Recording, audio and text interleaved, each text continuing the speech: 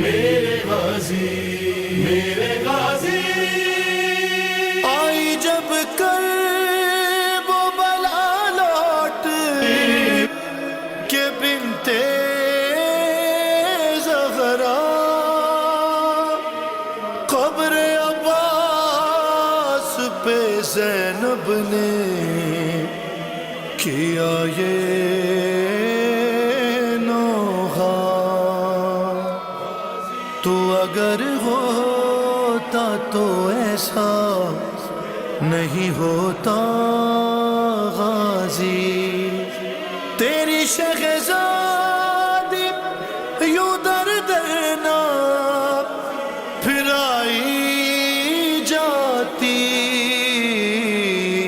तू अगर होता तो ऐसा नहीं होता गाजी। तू अगर होता तो ऐसा नहीं होता गाजी। तू अगर होता तो ऐसा नहीं होता गाजी। क़ब्र अब्बास पे ज़ैनब ये सदा देती थी। तू अगर होता तो ऐसा नहीं होता गाजी। तू अगर होता तो ऐसा नहीं होता गाजी। कभी असरब तो कभी सूए नजफ देखते थे, कभी तेरे कटे शानों की तरफ देखते थे। शहने अकबर के कलेजे से निकाली बर्छी। तू अगर होता तो ऐसा नहीं होता गाजी। तू अगर होता तो ऐसा नहीं होता गाजी। हो गई सानी ये ज़हरा भी ज़ईफ़ा अब्बास। सांस लेती हूँ मगर मैं नहीं जिंदा अब्बास। हाय तेरे टुकड़ों की कसम तेरी बहन टूट गई। तू अगर होता तो ऐसा नहीं होता गाजी। तू अगर होता तो ऐसा नहीं होता गाजी। हाय प्यास में भी तुझे आवाज दिए जाते थे, हाय ज़ेर खंजर भी तेरा नाम लिए जाते थे। गर्दने शाह पे जब शिम्र चलाता था छुरी। तू अगर होता तो ऐसा नहीं होता गाजी। तू अगर होता तो ऐसा नहीं होता गाजी। हाय हाय मेरे हाथों को भी रस्सी से गया बांधा। मैं भी हाथों का न ले पाई सहारा भैया। अरे जैसे तू जी से गिरा वैसे मैं नौके से गिरी। तू अगर होता तो ऐसा नहीं होता गाजी। तू अगर होता तो ऐसा नहीं होता गाजी। कैद खाना भी गरीबी पे मेरी रोता है। खैलाश मजदूर उठाए ये कहाँ होता है। फर्ज बेटों का निभा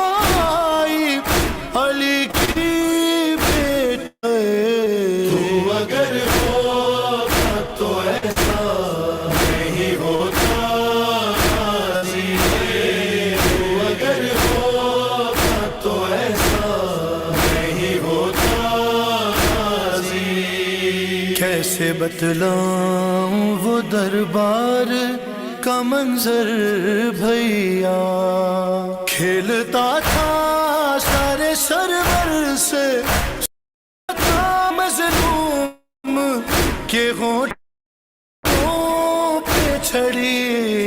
तू अगर होता तो ऐसा नहीं होता गाजी, तू अगर होता तो ऐसा नहीं होता गाजी।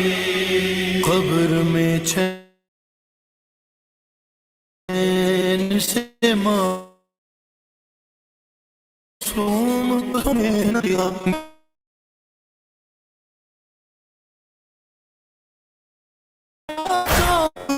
फिर वो बदला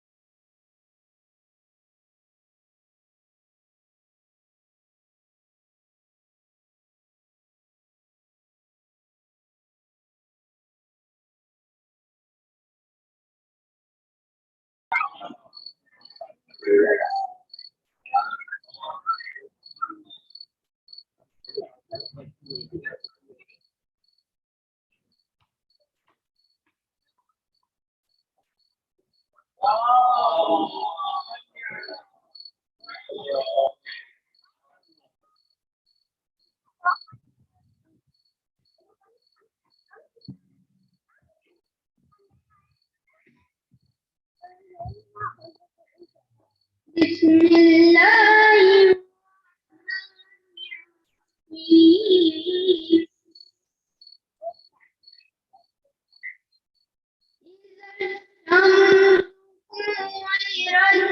وإذا النجوم كدرت وإذا الجبال سيرت وإذا الجبال عطلت وإذا الوحوش حشرت وإذا البحار سجرت وإذا النفوس زوجت وإذا الموءودة سئلت بأي ذنب قتلت. بسم الله الرحمن الرحيم. إذا الشمس كورت وإذا النجوم كدرت وإذا الجبال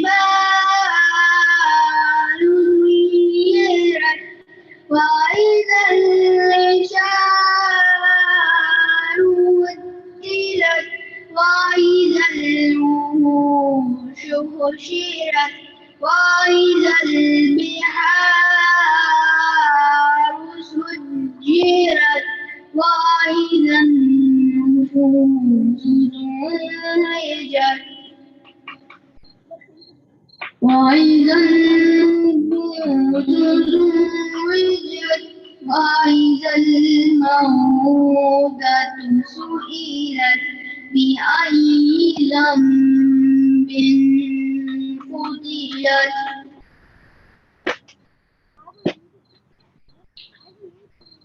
وإذا السور نجرت وإذا السماء كشطت وإذا الجحيم سعرت وإذا الجنة أزلفت علمت نفس ما أحضرت فلا أقسم بالخنس الجوار الخنس والليل إذا عسعس والصبح إذا تنفس إنه لقول رسول كريم ذي قوة عند ذي العرش مكين مطاع ثم أمين وما صاحبكم بمجنون ولقد رآه بالأفق المبين وما هو على الغيب بضنين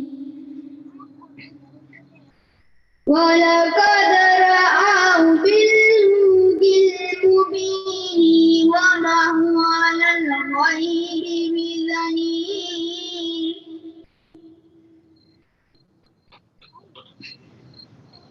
وما هو بقول شيطان رجيم فأين تذهبون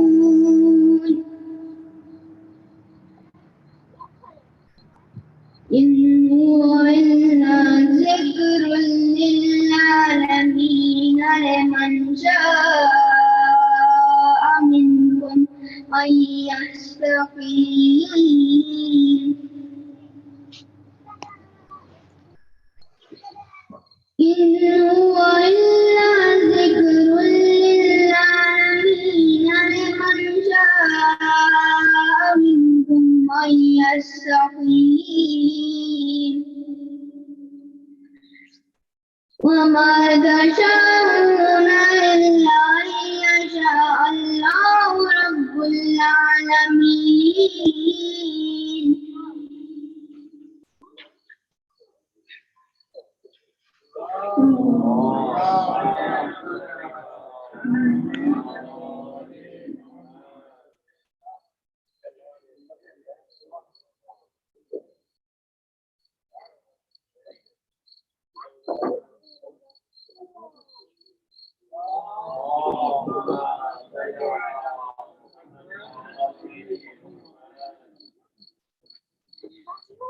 بسم الله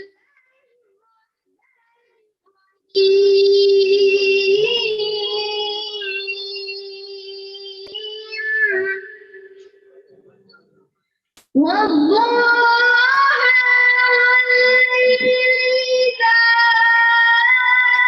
سجى ذلك ربك وما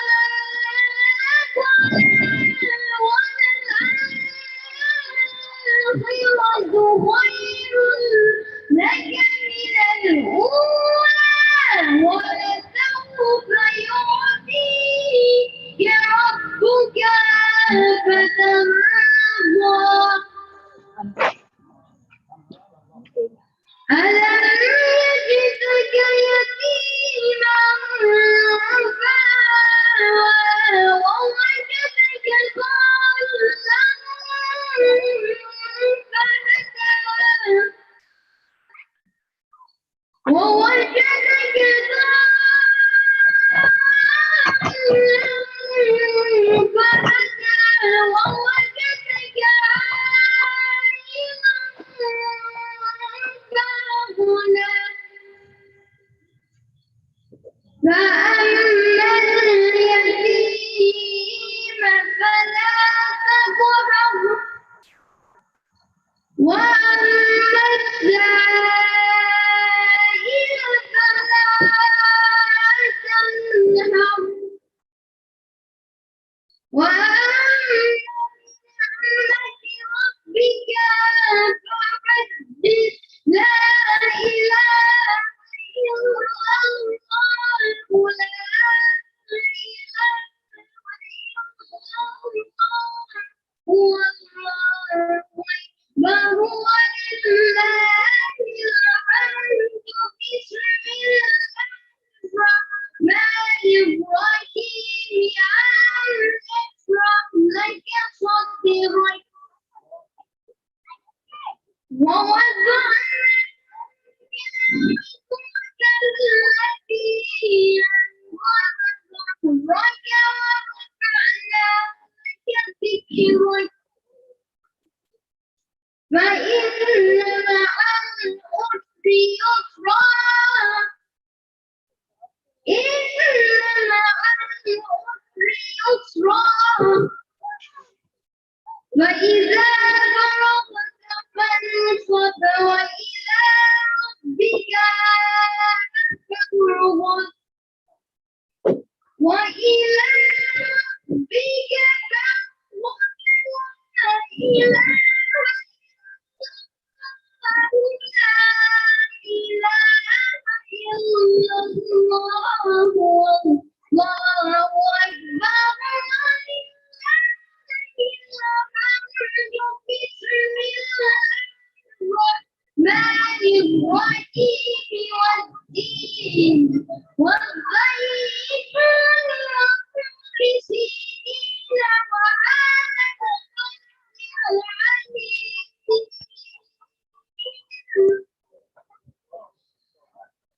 لقد خلقنا الإنسان في أحسن تقويم ثم رددناه أسفل سافلين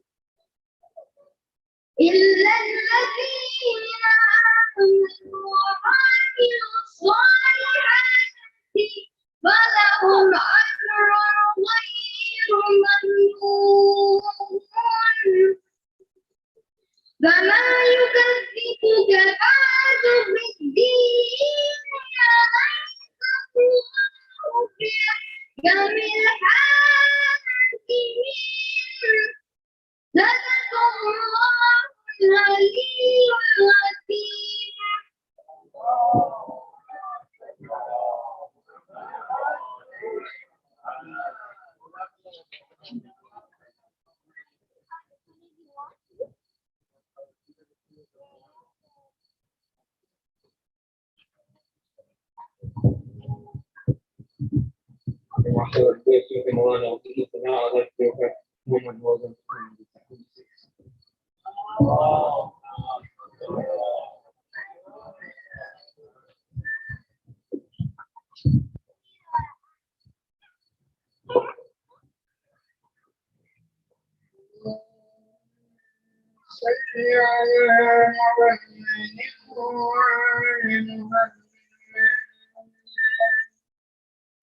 بسم الله الرحمن الرحيم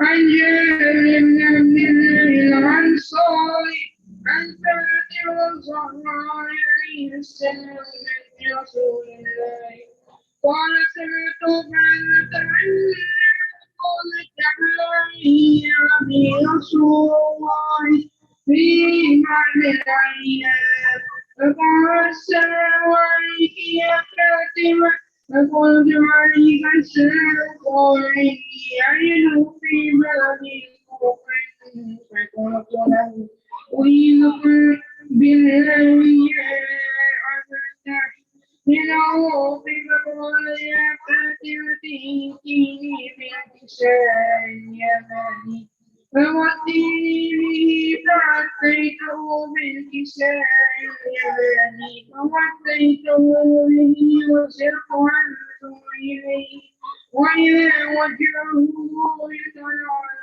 كأنه البدر في ليلة تمامه وكان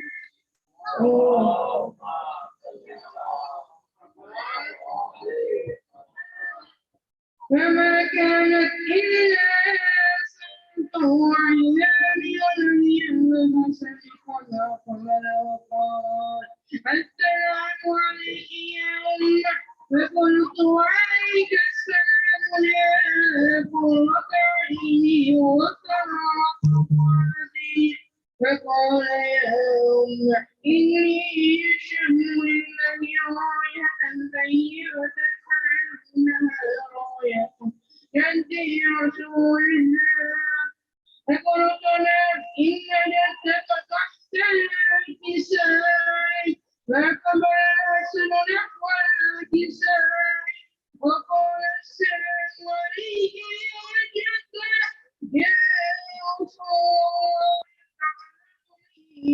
يعتذرون على الكساء قال عليك السلام يا ولدي ويا ساحب العظيم قد علمت لك العلم تحت الكساء فما كانت إلا فاطوعنا ولدي الحسين وذاقب وقال السلام عليك يا أمة فقلت عليك السلام يا ولدي ويا قرة عيني وثمرة فؤادي فقال لي يا أمة إني أشهد عندك راية طيبة كأنها راية يدي رسول الله فقلت نعم إن جدك وراء الكساء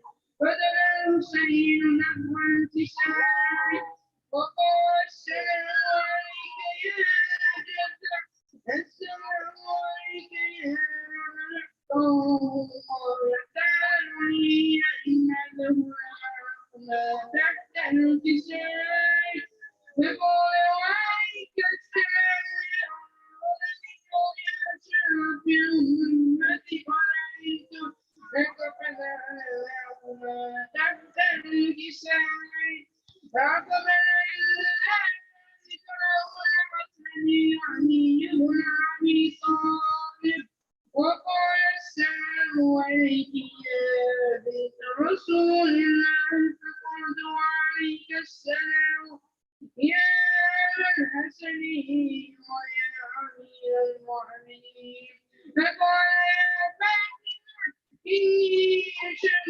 عندك راية طيبة كأنها راية علي يعني رسول الله فقلت نعم ومع ولديك تحت الكساء فقال لي نحو الكساء وقال السلام عليك يا رسول الله تعلمني أن أكون معكما تحت الكساء قال وعليك السلام يا علي ويا وسيلي وخليفتي وسلامي قد علمت لك فسأل علي نحو الكساء ثم أتيت نحو الكساء وقلت السلام عليك يا أبت يا رسول الله تعلمني أن أكون معكم تحت الكساء قال وعليك السلام يا بنتي ويا بنتي قد علمت لك ودخلت تحت الكساء فلا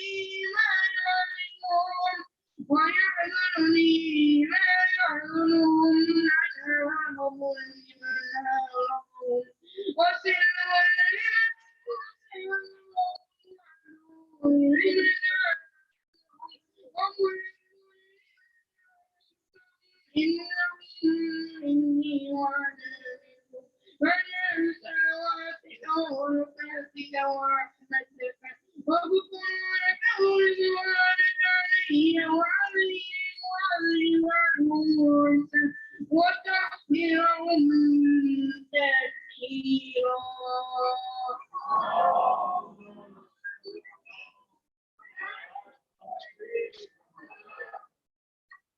فقال الله عز وجل إني ما خلقت الجن ولا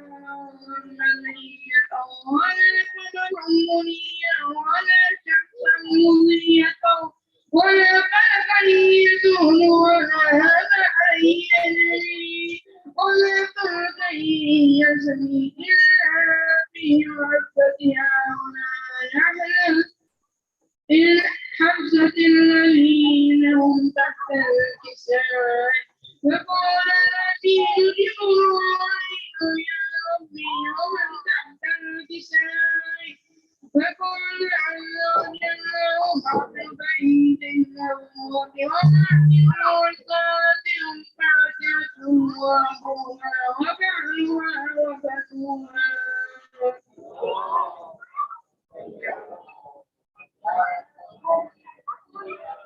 فقال جبرائيل يا ربي تعلم لي أنك يقول معهم صالحا.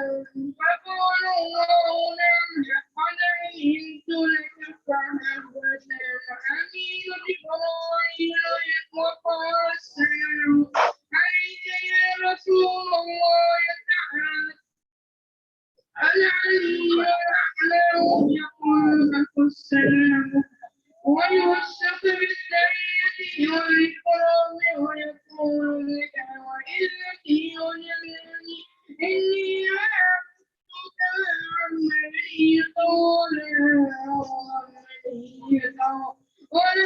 قمرا منيرا ولا شمسا منيرا ولا فلكا يدور ولا بحرا يجري ولا طريق يسري إلا بإذنكم ورحمتكم وقد علمني العدو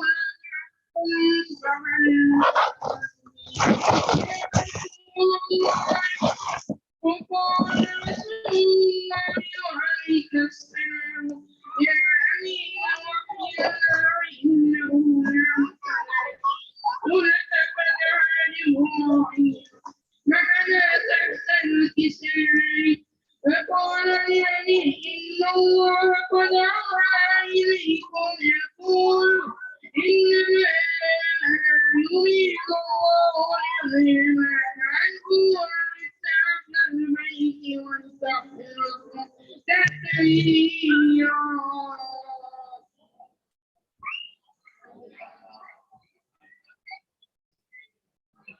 فقال لي أبي الله يرجعني موتنا على تحت الكساء من البدن إن الله فقال النبي صلى الله عليه وآله والذي بعثني بالحق نبيا واصطفاني برسالة نبيا مالك وأبوك هذا في مخرج منها كل أحلام وفي جهنم منشيتنا إلا ونبت عليهم الرحمة وخفت بهم الملائكة واستغفرت لهم بها يتفرقون. فقال علي إن الله فلا شيعنا وفي الأحباب. فقال النبي صلى الله عليه وآله يا نبي والذي بعثني بالحق نبيا واصطفاني برسالته ليحمى بكم عبدا هذا في محسن من محاسن أحياء وفي جهنم منشية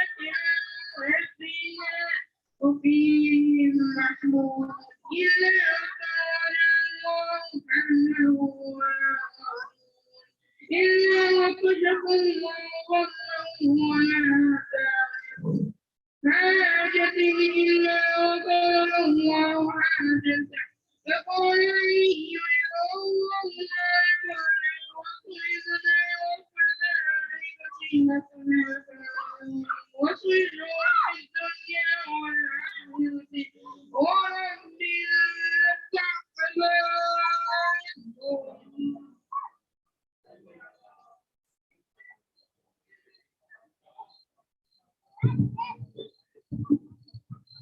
MashaAllah. So now I want to request Muhammad Ali to come inside the Salah.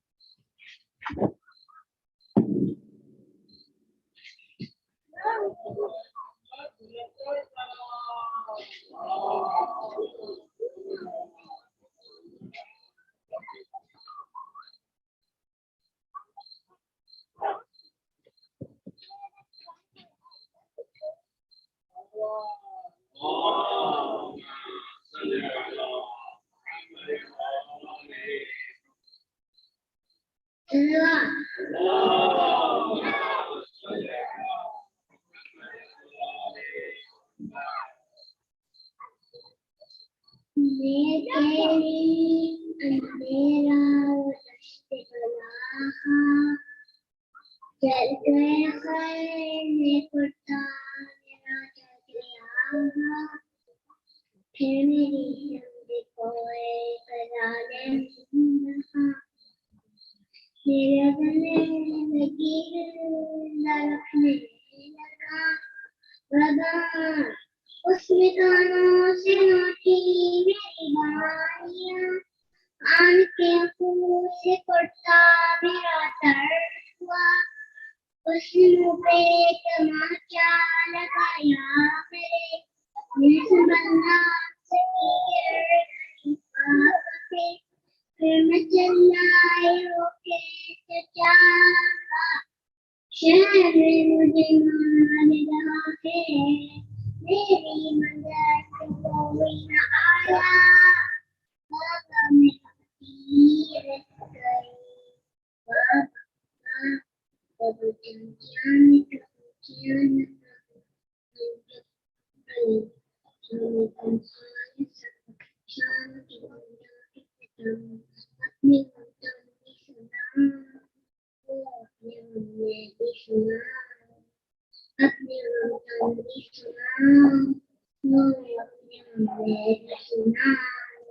बाबा जान अपने अपने बाबा जंक्शन ने जब मारे तमाचे मुँह पर पानी आंखें मेरी कुर्ता पूना में डर बाबा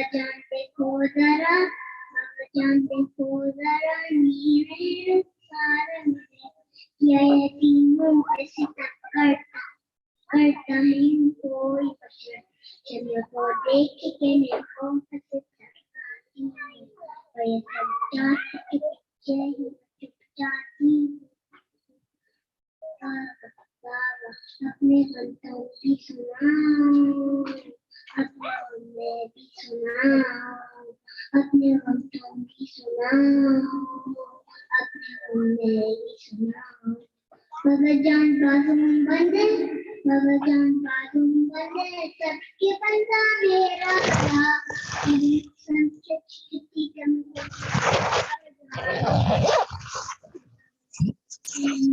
या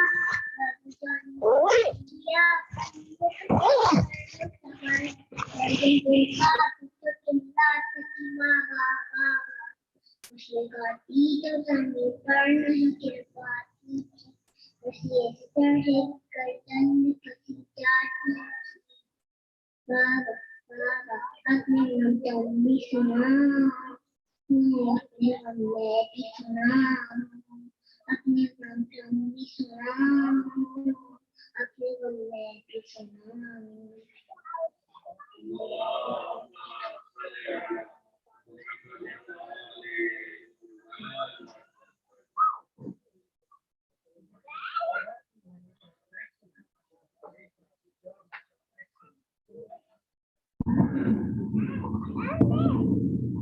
MashaAllah, good job. So now we'd like to have Heather get into this summer. Yeah.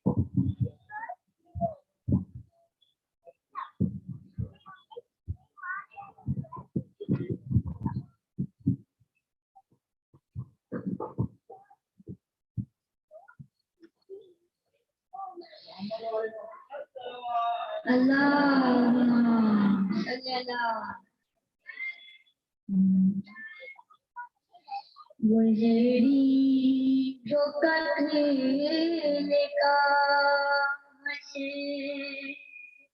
जन्म जिगर फिगार आके लहू लहू की बदन पर गमों का बार लाशों को देख के रोकी की जार कहती पिघल गया ये जैसा है जुल्फ़िकार कैसे बताऊं क्या दिल पर गुजर गई लाशें बेवतन के जो मैं नंगे चल गई हाय बाबा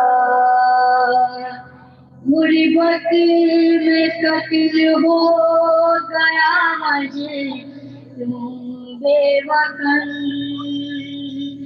मैं बाई बाई कहती थी लाशा बहन बहन मैं बाई बाई कहती थी लाशा बहन बहन मैं बाई बाई कहती थी लाशा बहन बहन तीरों पे तारका हुआ नाशा हुसैन का गुबार लहू में तमुर्दा हुसैन का आवाज थी हुसैन की बहन ना कफन कफन मैं बाई बाई कहती थी लाशा बहन बहन आई नाराज हो गई विदेश की प्रजा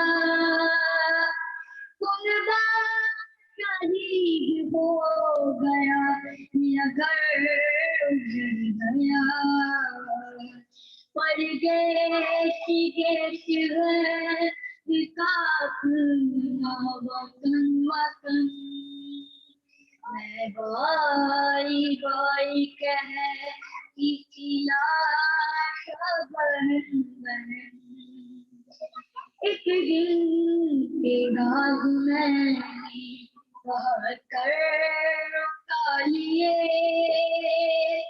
कुछ दाग मैंने कल्ब के अंदर छुपा लिए छुप के कहीं छुपा किसे गावे असन असन मैं बाई बाई कह चिचिलाशा बहन बहन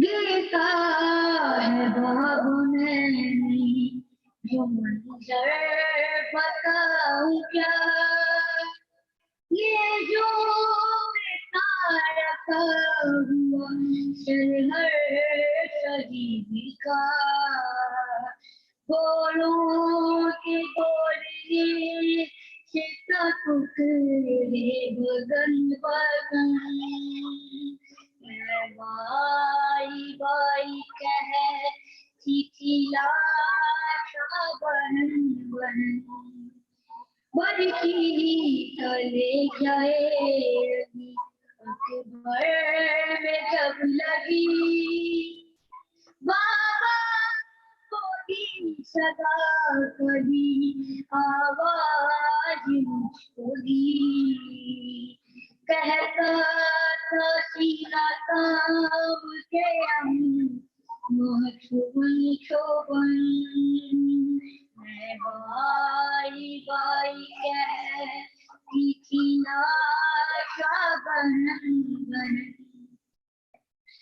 गाजी के बादलों कयामत गुजर गई प्यासों की आस टूट के मन में बिखर गई एक शोर अल्लाह का शिर का वफा दामन दामन मैं बाई बाई कह चिचिलाशा बहन बहन गुर्बत में तकलो गया मुझे बेवतन मैं बाई बाई कह चिचिलाशा बहन बहन सलावत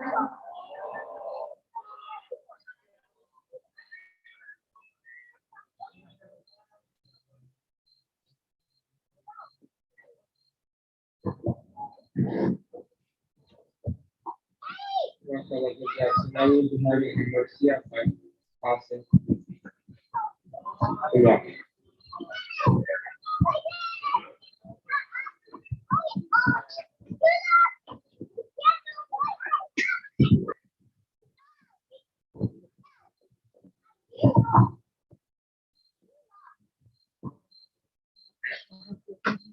Merci à tout le monde.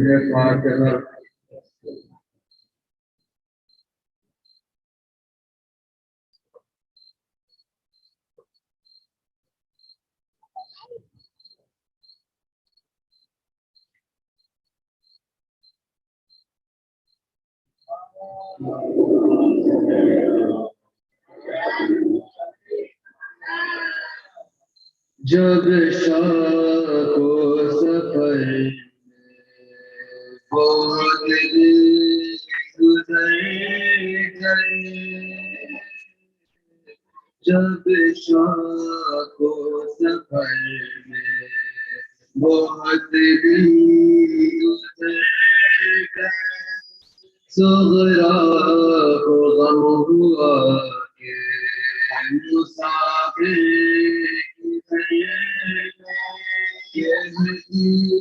घर बना हुआ वीरान घर क्या जाने किस तरफ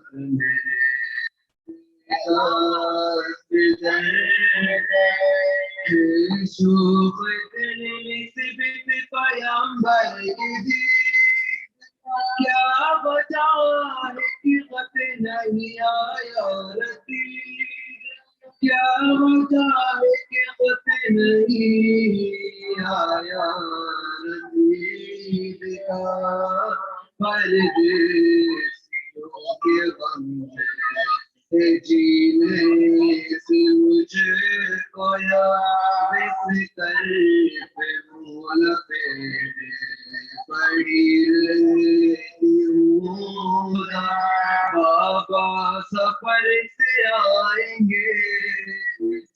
न मेरा तब तो बदन से मैं उतारूंगी जीती रही तो आसरे में जमा और मर गई तो बस यही गुरता का पल और मर गई तो बस यही गुरता का पल ये के खुदा पे के रोई गुरता तमाम होने लगा सोचता नानी दिलासा देने लगी बात आने मान जाओ रोती क्यों ध्यान कुर्बान जाओ रोती हो क्यों ध्यान वीरा करेंगे शहर को जंगल बसाएंगे अब क्या खुदा न वास्ता हसरत कह कर ये बात घर से चली तो करे नानी भी साथ हो गई जल्दी असाप देखा हमारे तरफ कोई सरकत गए कहने लगी मादर आबाद ने कहने लगी मादर आबाद ने मुझको तो है यकीन कि अभी घर लाए शबीर पे सब्र पयंबर बेचारा शबीर पे खबर पयंबर बेचारा शहर मदीना उड़ा कर दो अपने गरीबान जात शबीर 3 रोज का प्यासा हुआ 40 तलक बेगोरज 40 तलक बेगोरज तेरे पाओगे फिर न फातिमा के नूरे हम करबला में दफन कराए होते हम करबला में दफन कराए होते हम करबला में दफन कराए हुसैन को जब शाम को सफर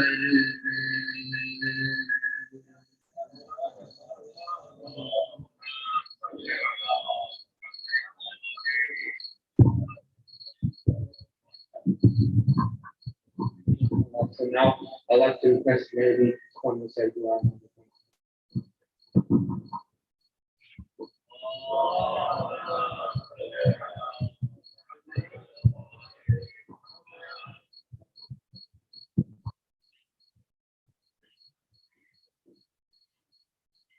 Bismillahirrahmanirrahim.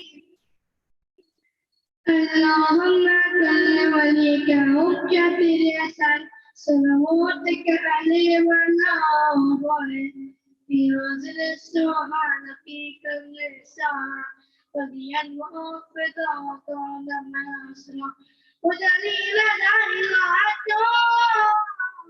doshkala zikata matmatihu fiha Tahira.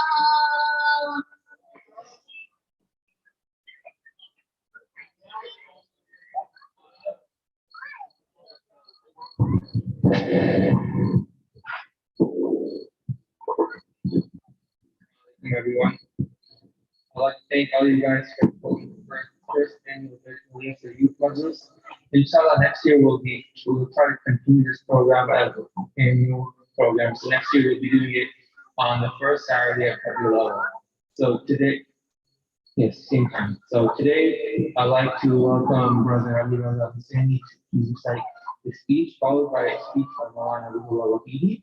And then as you can see, we're doing like a lot of like construction and building. So it'll be much appreciated if you guys take that. So, Salawat.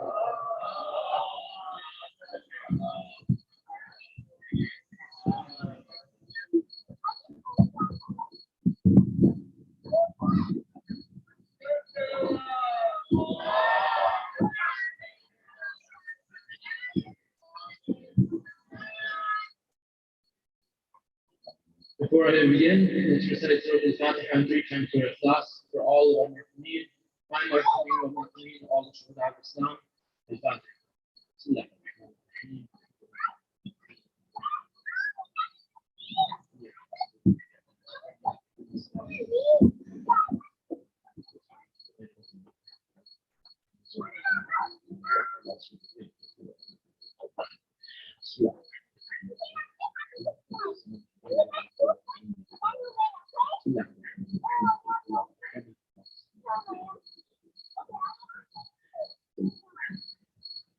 أعوذ بالله من الشيطان الرجيم بسم الله الرحمن الرحيم الحمد لله رب العالمين والصلاة والسلام على أشرف الأنبياء والمرسلين سيدنا ونبينا وشفيعنا بالقاسم محمد اللهم صل على محمد وعلى أهل بيته الطيبين الطاهرين المعصومين المكتومين ولعنة الله على أعدائهم أجمعين من الآن إلى قيام يوم الدين أما بعد فقد قال الله سبحانه وتبارك وتعالى في كتابه المجيد بسم الله الرحمن الرحيم لقد كان لكم في رسول الله أسوة حسنة صدق الله العلي العظيم اللهم صل على The verse that I just recited is from the Holy Quran, from Surah Al-Ahzab, Bismillah ar-Rahman ar-Rahim, لَقَدْ كَانَ لَكُمْ فِي رَسُولِ اللَّهِ أُسْوَةٌ حَسَنَةٌ. In fact, the verse goes on a little bit more, but I wanted to focus in on this one part specifically.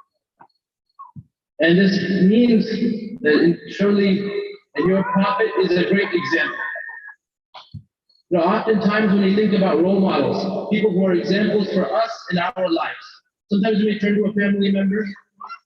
Sometimes we may go to Hollywood, we may go to the sports industry to find somebody to live our lives, basically, to sort of model, you know, and emulate their lives.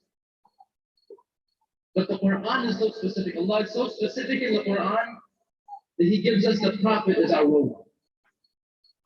He says there's a great example in this Prophet for you, lakum. That word lakum is really important, right? لَقَدْ كَانَ لَكُمْ فِي رَسُولِ اللَّهِ أُسْوَةٌ حَسَنَةٌ. For you, there's an example in the Prophet. Now, just a few days ago, we commemorated the passing of Rasulullah sallallahu alayhi wa alihi. Allahumma salli ala Muhammad. So it's worth examining, it's worth studying, you know, what is it that the Prophet wanted us to learn from his life? Okay, what was the behavior of this Prophet, what was the legacy of this Prophet that we can then implement in our own lives? And if we look at that word lakum in that sentence, it's so important because if I were to say, for example, it's different. If God did not just say the Prophet is your role model. Allah did not just say that the Prophet is a good person, for example.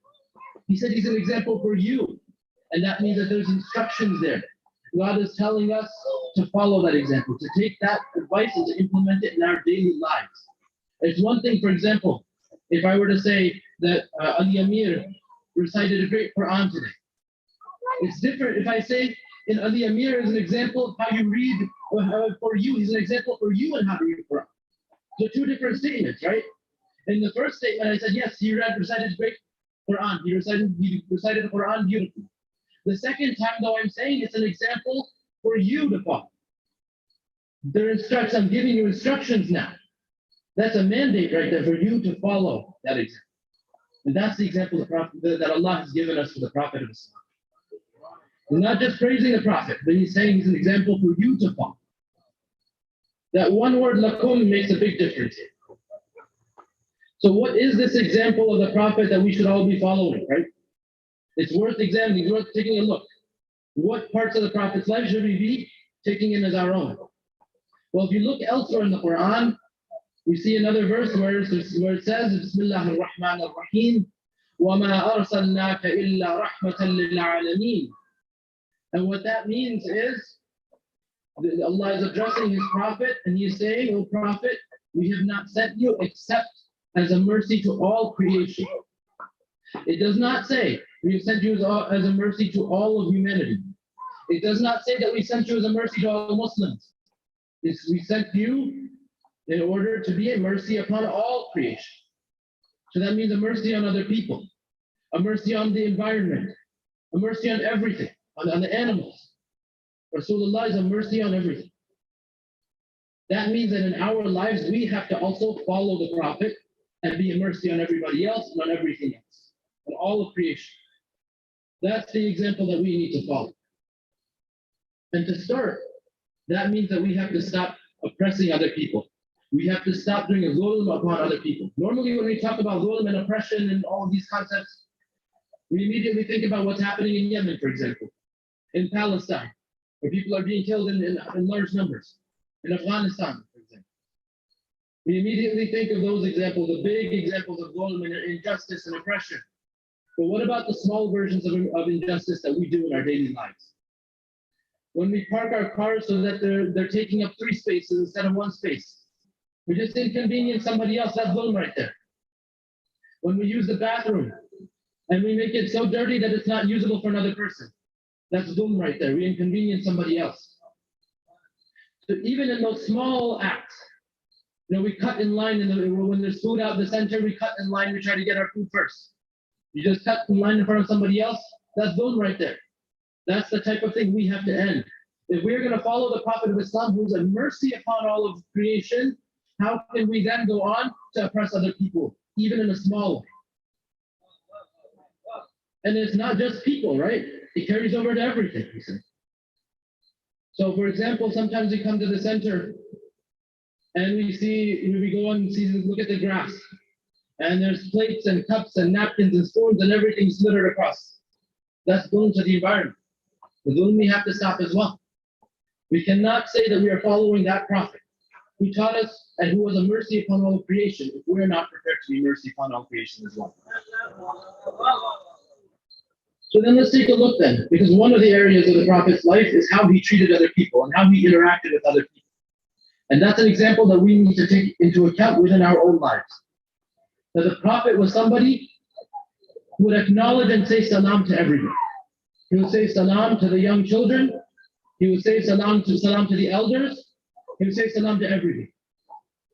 He was somebody who nobody was below him. He didn't treat others like they were below him. Sometimes we fall into that trap. We start to think, okay, well, you're an adult, you might think, okay, sometimes these children are kind of below me, they should be saying salam to me first. But the truth is, we should be saying salam to everybody. Nobody is below any of us. And if there's a story, for example, he was so mindful of the way other people were feeling. And he was going with his companions. Normally, when somebody would give food to the Prophet, he'd share it with everybody. He would share it with all of his companions. There was one time when somebody gave him, it was a poor person. He gave the Prophet some grapes. The Prophet ate the first grape, and then the second one, and then the third one, until he ate all of the grapes. And his companion said, "Oh Prophet, normally you share with us. Every time you have food, you share with us." You know what the reason was behind the Prophet not sharing this time? Because the Prophet said that those grapes were so sour that if one of his companions had eaten one of the grapes, they would have made a face. They would have complained. The Prophet did not want to make that poor person feel like their gift was not valued. So he ate one after the other, as sour as they were, to make sure that he didn't even make so much of a face and make it seem like that person felt any less than him. That's the precedent that we should be following. He's somebody who would never even withdraw his hand. When he would shake somebody's hand and say salam to them, he wouldn't move his hand away until the other person moved their hand away first. See, that's the type of awareness we need to have, and how we are affecting other people, and how we need to be conscious of how other people are feeling. He didn't want them to feel as if he was withdrawing himself from the conversation. When he was sitting down in a group, he would never stretch his legs out. The Prophet would never stretch his legs out, because he didn't want it to feel as if the conversation and the things they had to say were not important. And then, for example, when you would be in a conversation, you wouldn't even leave the conversation until the other person is left. Can we say that we've done any of that within our own lives? Normally we want to rush everything. We want to rush, we want to finish the conversation, get to the point, get to the point. The Prophet was such that he wanted to listen. He wanted to genuinely listen to the other person. And he didn't want to make them feel as if they were being rushed or as if what they had to say didn't matter. And when he would eat with other people, he would start eating first and he would finish eating last. He would start eating first so that nobody would feel sort of awkward or sort of, he didn't want other people to feel anxious to sort of start eating first. They didn't, normally, like when you're in a gathering, sometimes you don't want to be the first person to pick up your plate and start getting food, right? The Prophet wanted to make that easy on other people. So he himself would start eating first, and he didn't want anybody to feel rushed while they were eating as well. So he would be the last one to finish. Make sure no one felt rushed in that manner. People could feel fully comfortable around this Prophet. And when you'd be sitting in a group of people, he would divide his attention equally. He wouldn't look at one part of the room more than he would look at any other part. Sometimes, especially people like me who are sitting on this member right now, we sort of look toward one part of the room. We forget to look to the left or to the right. He wanted everybody to feel included in the conversation. So even in the way he would look at other people, he would make sure that everybody felt included. That's the type of person the Prophet was. He wouldn't stand up until other people stood up in the conversation. So this is the example of Rasulullah that we all must follow within our own lives. Allahumma salli ala Muhammadin wa ali Muhammad. He was somebody who cared about the rest of his community. Sometimes what happens is, we come to the center, we come to Baitul or wherever, and we notice somebody's not coming for a while, right? Most of the times, do we even ask about that person? Sometimes they could be gone for several months, even a year. We've never seen them in the center. We don't even ask about them. When Rasulullah would not see somebody for 3 days, he would ask about them. What happened to this person? He'd ask other people, do you know what happened? He would show that real concern. And he would ask about them, and if they were sick, he would go and visit them. And he would pray for them. He would pray for them if they were ever sick or if they were ever in need of any prayers. That's the type of Prophet that we have to follow. Why do we need to look anywhere else for a role model? We have somebody who's literally living this type of life, and who the Quran, Allah Himself has instructed us to take as our role model. And he would speak to people at their own intellectual level. He wouldn't talk to somebody who is a child, for example, at an adult's level. He wouldn't speak to somebody, we shouldn't be going around and talking to people like we're all PhDs, for example. We need to get them, meet them where they are. And that's what the Prophet would do. And I guarantee you that this religion of Islam, if the Prophet did not meet people where they were and talk to people in a language that they would understand, the religion would not have gone the way it would not have spread. There's no way that it would have been successful. The Prophet was so aware of other people, he was so conscious of the feelings of other people, and he made sure that he didn't make them feel like he was too good for them, that he was too elite for everyone. This religion was meant for everyone, so the Prophet of Islam made it easy for everyone. Allahumma salli ala Muhammadin wa ali Muhammad. And the Prophet dealt with people in such an honorable fashion. He was known as a Sadiq and Al-Amin. Right? The Prophet publicly announced his prophethood at age 40, right? This 40 years of his life, the Prophet developed a reputation that was, people would refer to him as the truthful one and the trustworthy. People would trust the Prophet with their really expensive belongings. So Prophet, hold on, oh Muhammad, hold on to this. Sir. They would trust him with these expensive items. And the Prophet would be the most trustworthy. And even before, remember, this is before he even announced his prophet. People already knew of him as Sadiq and Al-Amin. Allahumma salli ala Muhammadin wa ali Muhammad. Yeah. And the Prophet of Islam was somebody who says that even if it was something like a needle and a thread, he would take care of it. He would make good on that promise, make good on that aman. In fact, he would make good on his promises every time. Such that there's an example when he had talked to somebody and he promised someone that I will meet you at that rock. There's a big rock, it's the middle of the desert, there's a big boulder, a big rock. Prophet says, I will meet you at that rock. When the time came for the Prophet to meet this person, there was so much heat that day. There was the heat of the desert, right? It's very hot outside. And when the man arrived, he saw the Prophet standing right at that same exact rock. And he said, "Oh Prophet, why did you stay at this rock? It's so hot out here. It's the heat of the desert. It's so hot out here. You should have gone somewhere where there was more shade." And the Prophet of Islam said to him, "I promised you that I would meet you at this location. So I had to make good on that promise." Even when it came to the Prophet's detriment, even when it was so hot outside, unbearably hot, it was the desert, the Prophet of Islam made good on that promise. And that's what the Prophet is teaching you and me to do. He's teaching us to make good on our promises, to be honest with other people, and to not go back on the promises once we've made them. And this was a man who held no grudges. Rasulullah was not somebody who, if he was wronged, he would not hold grudges against people. In our community, sometimes when somebody wrongs us, we stop talking to them. Right? We don't ever forgive them. Years and years go by sometimes. 10 years, 20 years, 30 years, we haven't talked to them again. That's not the practice of the Prophet of Islam. In fact, the Prophet says, if you are able to start a new day and end it without having hatred in your heart, then you have done the right thing. You must do that. In fact, this is from my sunnah. And the one who keeps my sunnah alive has kept me alive. And the one who has kept me alive has made Allah happy and will go to paradise. Allahumma salli ala Muhammadin wa alihi. So that's what we learned from the life of Rasulullah. If you want to keep Rasulullah alive to this day in 2021, you must make sure not to hold grudges against other people. Make sure to forgive other people. That is the real tradition of Rasulullah. That's the precedent of Rasulullah. That's what Allah wants you and us to do. When He says, follow the Prophet of Islam as your role. He was somebody who would never seek revenge. Instead, he would forgive other people. And the Prophet of Islam, he leaves for us a certain number of things. He says, do these things. My Lord instructed me to do these things. Right?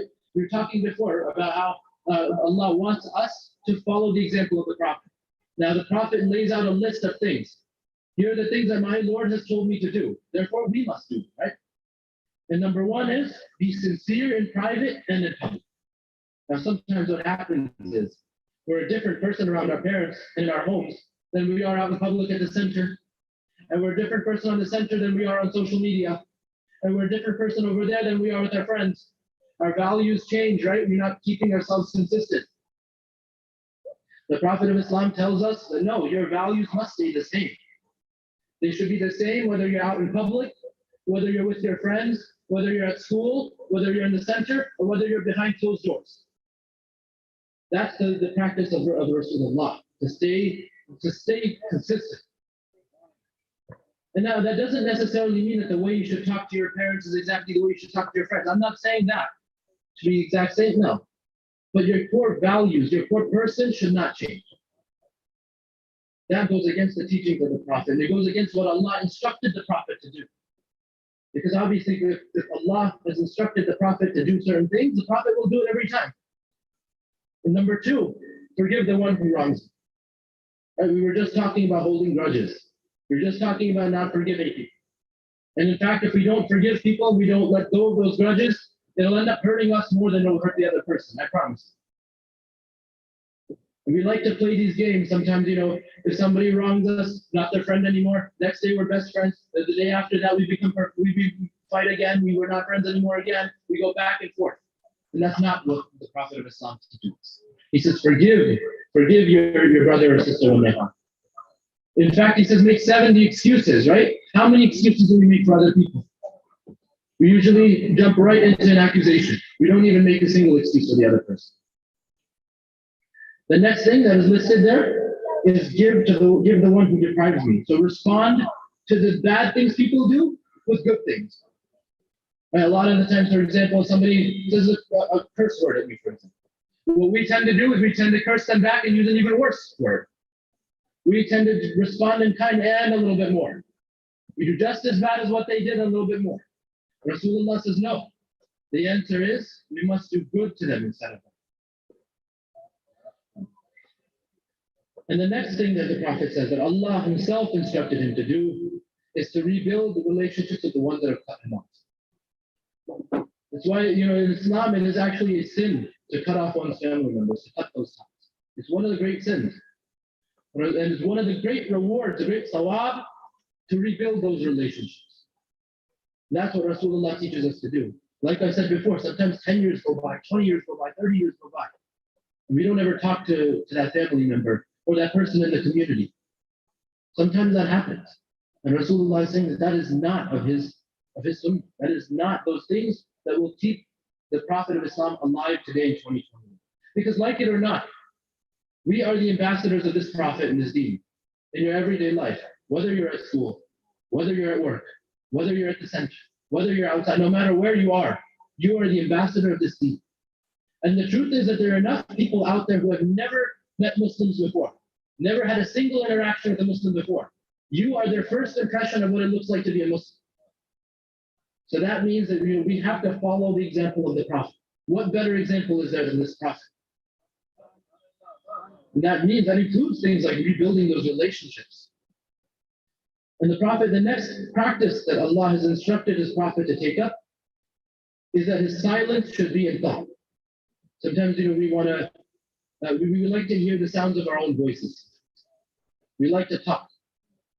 But sometimes, the Prophet of Islam says it's important to keep that silence and to spend that silence in deep reflection. And to think before we speak. And the final thing, the observation should be an understanding, right? Thinking before you speak. Really thinking about things before you start to like to hear the sound of your own voice. And really the idea of just speaking without thinking can lead to really destructive outcomes, really destructive consequences. Rasul's sunnah and seerah is to make sure that we are thinking before we're speaking as well. So this was a prophet who would never hurt anybody. But we talked about a lot of the ways he would interact with other people. And a lot of times, it's hard for us to relate. The prophet was there back in the 600s, right? So 1400 years ago we're talking about. But the prophet was somebody who was a human as well. We have to remember that. He is somebody whose practices we can emulate within our own lives. We can take those practices and practice them ourselves. And he was somebody who was a positive person. He was somebody people wanted to be around. That he was a Nabi of Allah, no doubt. He was Rasulullah. He was bringing Quran and the revelation from Allah. But at the same time, he was somebody other people really wanted to be around. He was a positive person. He was a person of optimism and good humor. He was somebody that, there's a reason why there were crowds of people that would surround their prophet. He was somebody who other people wanted to be around. And if we look at the example of the Prophet sallallahu alaihi wasallam, even after his departure from this world, the example of the Prophet lived on in his Ahlul Bayt. And we need to look no further than Imam Hussein alayhi salam for the example of the Prophet. In fact, when Imam Hussein was issuing his final will and testament, he says very specifically, خرجت لطلب الإصلاح في أمة جدي صلى الله عليه وسلم. Right? Because I'm leaving, he's leaving Medina. Imam Hussein says, I'm leaving in order to seek reform in the ummah of my grandfather. And in fact, further down in that speech, if you go a little further, a few more sentences, he says, I intend to follow the practices and precedent of my grandfather Rasulullah and my father Amir. So why this mention of Rasulullah? We're talking 50 years after the Prophet has left this world, when Imam Hussein is about to leave Medina. It's about 50 years later. Most of the people who were alive at that time, that generation, they probably had very little interaction with the Prophet, if anything. Most people, in fact, probably didn't have interaction with the Prophet. It's half a century that passed. The Prophet, Imam Hussein was only 7 years old maybe when the Prophet left this world. So maybe some people had a little bit of interaction with the Prophet, maybe they saw him a little bit in their childhood, but most people didn't. So why is Imam Hussein invoking the name of Rasulullah? Why is he talking about his grandfather? It's because he wanted to remind the people at the time that that's the conduct that we should all be looking for. That's the conduct that we should be aspiring. And we haven't gotten there. That's what he wanted to tell them at the time. Look no further than Imam Hussein alayhi salam. With every point, we tried to get the enemies to commit this. He looked for every opportunity possible to end the violence, to allow for peace, to make sure that those people would be saved from going to hell. And in fact, when Imam Hussein, when Hur had diverted Imam Hussein to Karbala, Imam Hussein was headed toward Kufa at first. Hur diverted Imam Hussein to Karbala. Even when Hur did that, Imam Hussein alayhi salam, to his enemies, Imam gave water to his enemies at their horses. If that's not the example of the Prophet, then I don't know what is. Even that land that Imam Hussein would be shaheed on, Imam Hussein made sure to buy that land first and gift it. That's the example of Rasulullah living in his family. And these are the ayyam. When we are saying al-Wida, we're saying farewell to these days of Azad, these days of Majlis. We'll have to wait another year now to commemorate the sacrifice of Imam Hussein. These are the days when we commemorate that time when Bibi Zainab and Kulthum are returning to that city of Rasul. They're returning to that city of the Prophet. And there comes that moment when the dome over the grave of Rasulullah becomes visible, entering the city of Medina. Immediately, Bibi Kulthum begins to recite poetry. O city of my grandfather, do not accept us, for we are coming with only grief and sorrow. We left this city with all of our family, with our full home, but now we return and nobody is here. Bibi Zainab goes to the grave of Rasulullah. She throws herself onto the grave of her grandfather. Oh, my grandfather, they cut the neck of your Hussein. Shimmer sat upon his chest and struck 12 times. Oh, my grandfather, they paraded us through Kufa and Sham. Oh, my grandfather, they took away our hijabs. Oh, my grandfather, they put us before the non-mahram in the court of Yazid. And then Sayyidah Zainab goes to the grave of her mother Fatima. She throws herself onto the grave of her mother. Oh my mother, they ran horses over Qasim. Oh my mother, they threw spear into the heart of Ali Akbar. Oh my mother, they cut the arms of Abbas. Oh my mother, Shimmer sat on the chest of your Hussein. Look at what they've done to your Hussein. She takes the clothes of Imam Hussein, the blood-stained clothes of Hussein, puts them in the grave of her mother. But there's only a matter of time now until Zainab returns to her own home. And Zainab had lost her own sons in Karbala. Aun and Muhammad were killed in Karbala. But on the day of Ashura, when the bodies of Aun and Muhammad come back to the tents, Zainab doesn't cry. When the heads of Aun and Muhammad are raised onto spears, Zainab doesn't cry. When the heads are returned in Sham, Zainab doesn't cry for her. But what can Zainab do? Zainab is a mother after all. When Zainab enters her own home and she sees 2 empty beds and 2 musallas on the floor, she says, oh my Aun and Muhammad, your mother has not cried for you. She did not cry for you in Karbala. She did not cry for you in Sham. But how can Zainab do anything but cry for you?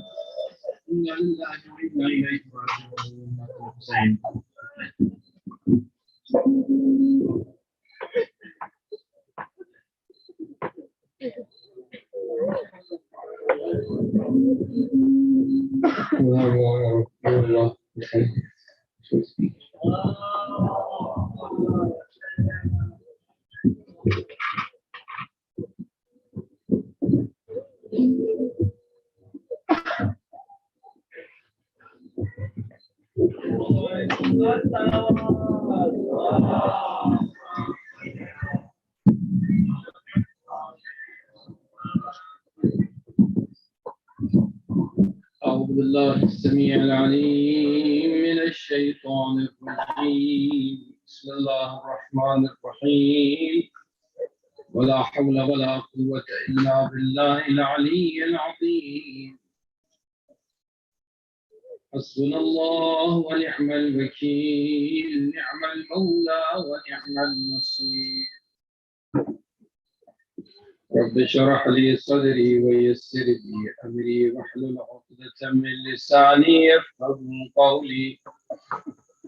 الحمد لله رب العالمين، والصلاة والسلام على سيدنا ونبينا وشفيع ذنوبنا أبي القاسم المصطفى محمد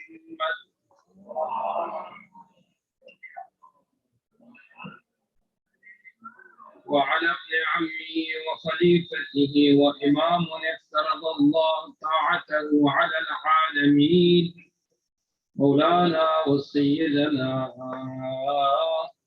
ومقتدانا أمير المؤمنين علي بن أبي طالب، وعلى أهل بيته الطيبين الطاهرين المعصومين المنتجبين، لا سيما مولانا وحجتنا بقية الله في السماوات والأرضين، وحيل أرواح العالمين للتراب مقدم الفداء. أما بعد، فقد قال الله الحكيم في كتابه المبرم الفرقان العظيم. بسم الله الرحمن الرحيم. إنما وليكم الله ورسوله والذين آمنوا الذين يقيمون الصلاة ويؤتون الزكاة وهم راكعون.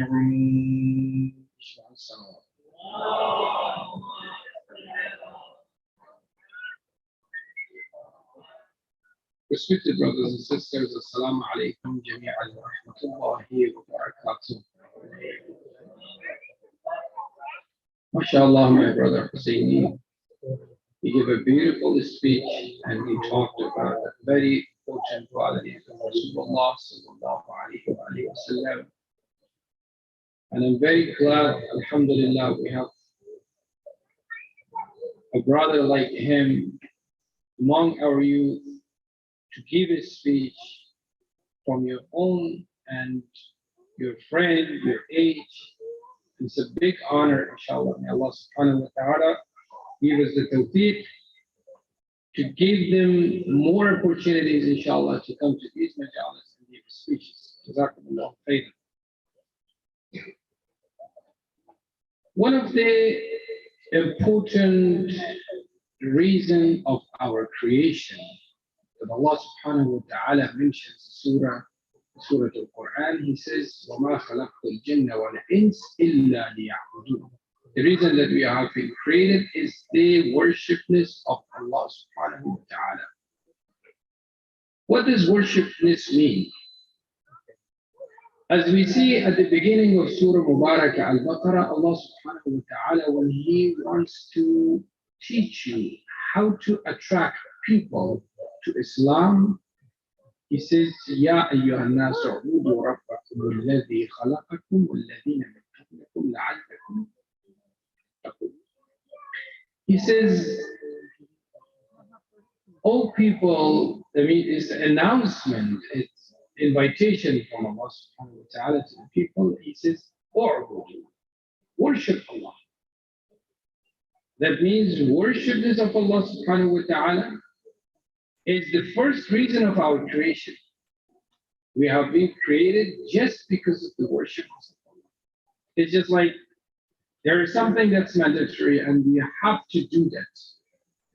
For example, eating is something that we have no choice. You cannot skip. You cannot skip drinking. We cannot skip sleeping, right? If we want to take care of our body, we need sleep.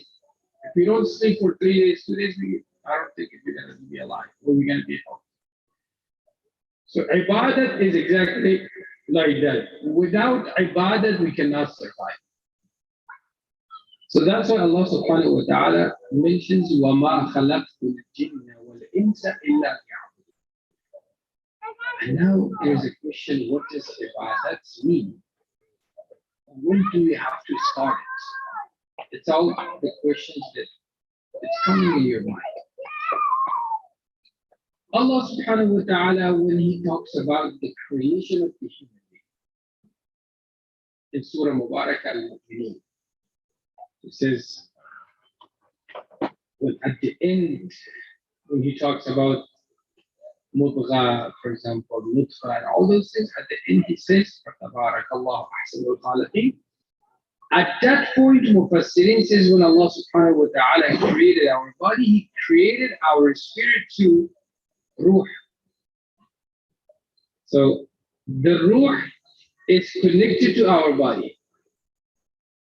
The ruh is our real character. The ruh is the one that stays with us forever. The ruh is the one that can introduce our identity. So a lot of people at the time of Prophet sallallahu alaihi wasallam,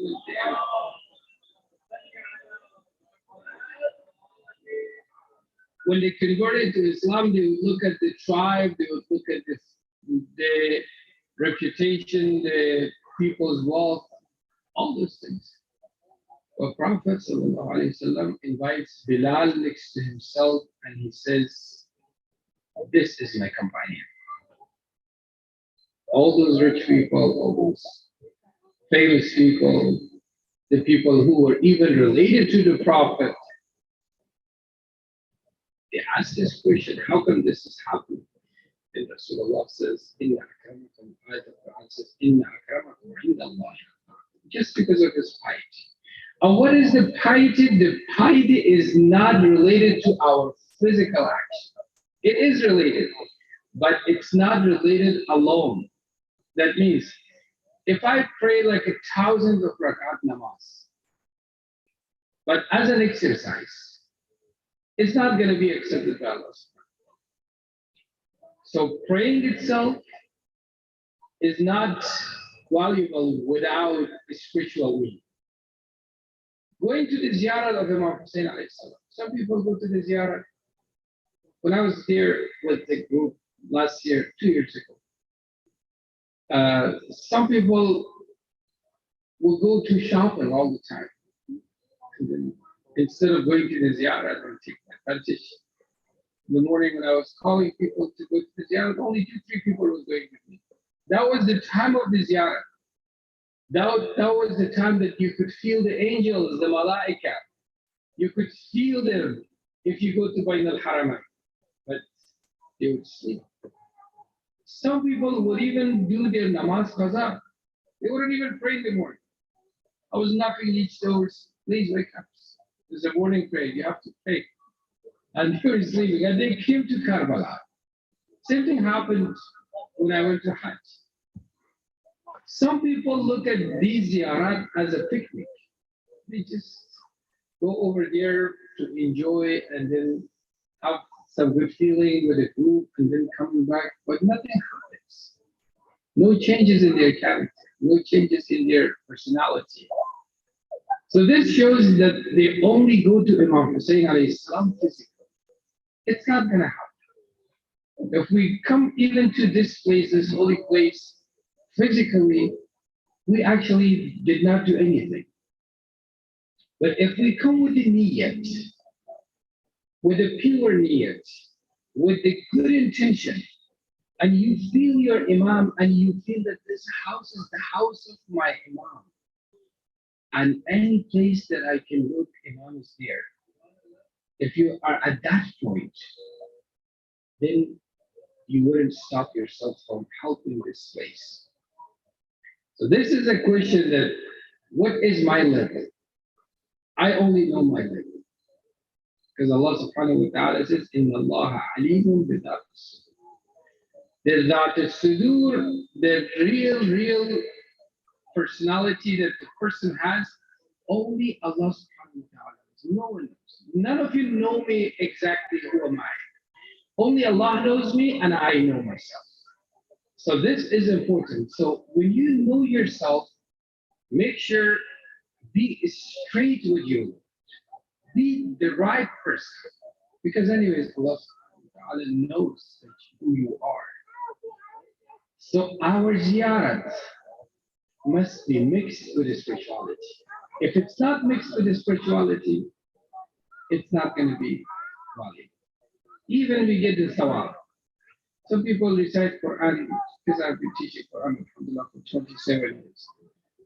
So I always say to my students, please, when you want to recite, my students all know me. I teach them once a week, and then sometimes I try to force them in many cases to go to the meanings, to understand what are they saying. Because a lot of people, they do Khatm Quran, they have Majlis, one Khatm Quran, 2, 3, 4, 5, but without understanding, without even understanding the verses, the meaning. But Allah subhanahu wa ta'ala says in Surah Mubarakah, الذين يذكرون الله قياما وقعودا وعلى جنوبهم ويتفكرون في خلق السماوات والأرض ربنا ما خلقت هذا باطلا سبحانك فقنا. What does this ayah mean? Imam Sadiq alayhi salatu wasalam says, your Imam says, when you get to this ayah, please stop and think. Your Imam says, what does it mean? Allah subhanahu wa ta'ala wants to tell us how to live. He says, يَذْكُرُونَ اللَّهَ قِيَامًا. They have remembrance, good people, the accepted people by Allah, they have remembrance of Allah subhanahu wa ta'ala when they sing.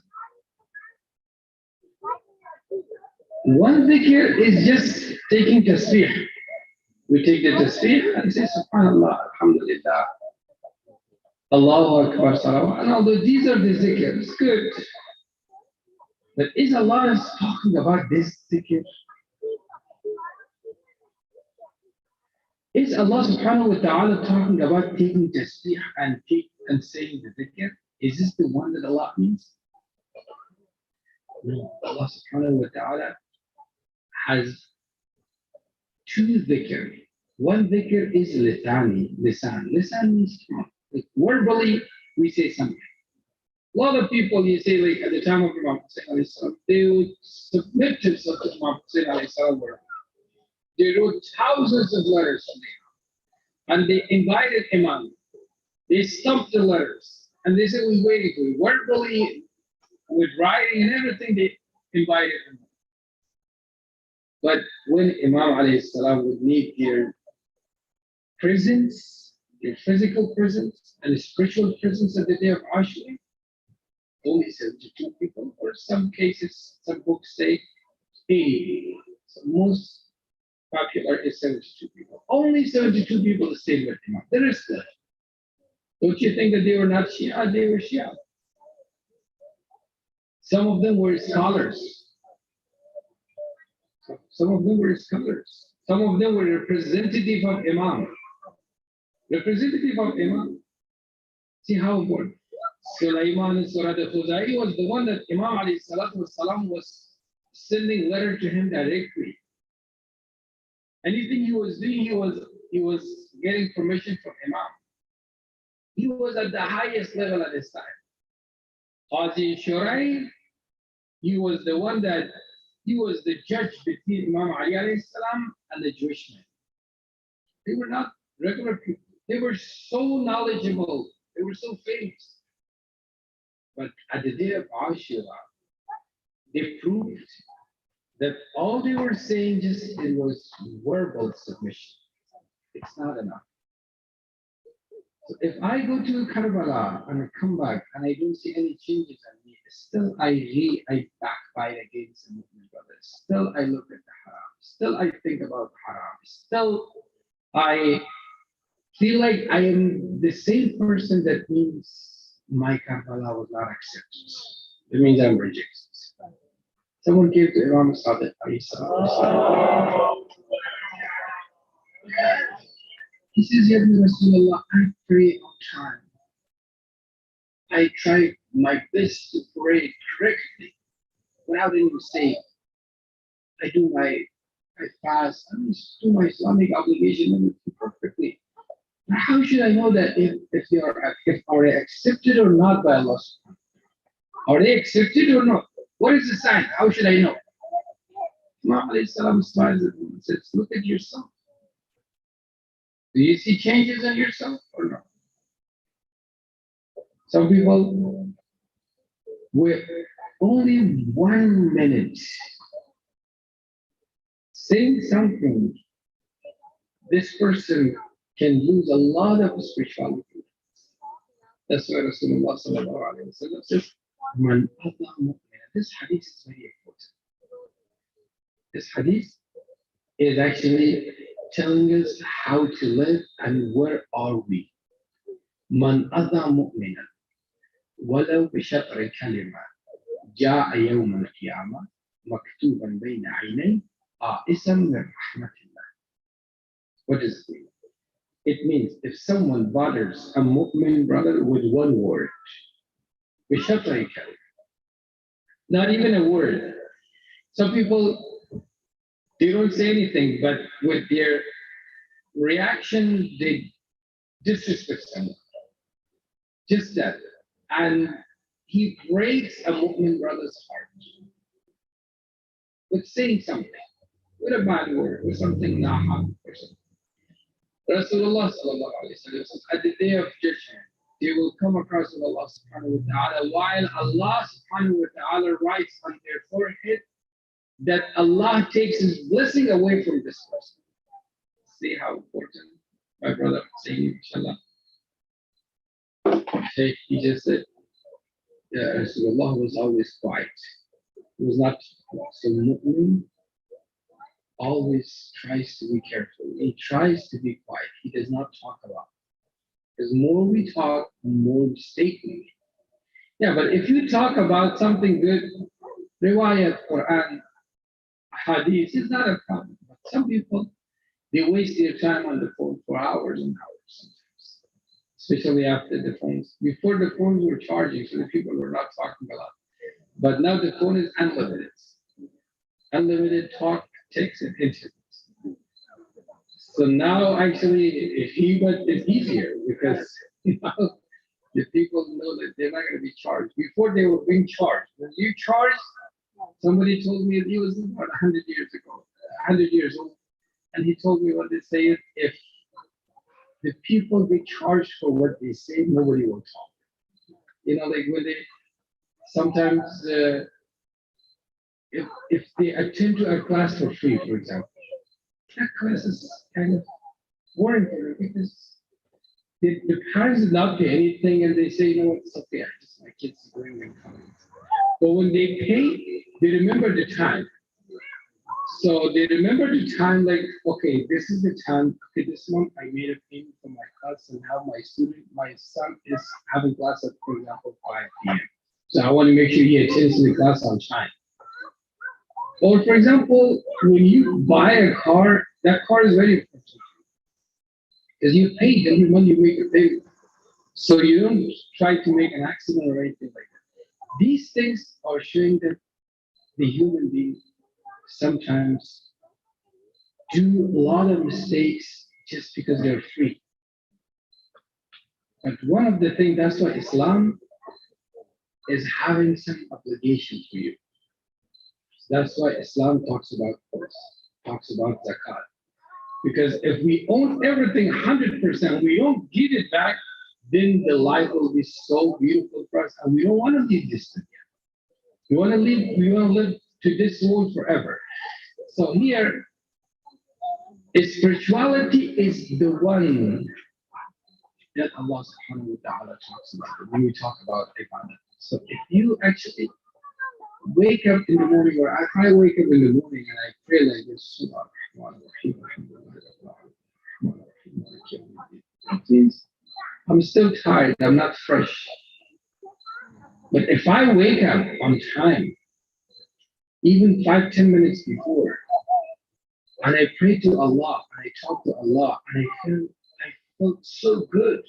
That means Allah wants me to be there. It's just like a meeting, when you have a meeting with someone very famous. For example, we were in IZFNA. We had a meeting with one of our Maraj. So that Maraj told us to come at 12:30. So we had a meeting at 12:30. But I talked to the brothers and sisters in the hotel to leave at 11. He said, let's leave it. Look, there's a street that's called Shari al Rasul. So this is the house of Ayatollah. She said, yeah, and all the Maraja lives in that street. So we were there exactly at 12 o'clock. So we were waiting until our turn. So while we were waiting, I said to the brothers and sisters there, are we waiting for Allah like this in our daily prayers? If it's like, for example, today the morning prayer was about 5:40. Did we wake up at 5:20? This is a question. So we have the hadith of Imam Ali that he says, how should you know that Allah's attention is on you? You have to look at yourself. What is your feeling to Allah? A lot of time, the people expect love from only one side. It's not gonna happen. So if you care about someone, that person will care about you. If you call to someone, that person is gonna call you back. But if you don't call the person, he's not gonna see any missed call. So how should he call you back? Allah subhanahu wa ta'ala in Surah Al-Quran says, "Ud'uni astajib lakum." Call me, then I will answer. Someone comes to Imam Sadiq alayhi salatu wasalam.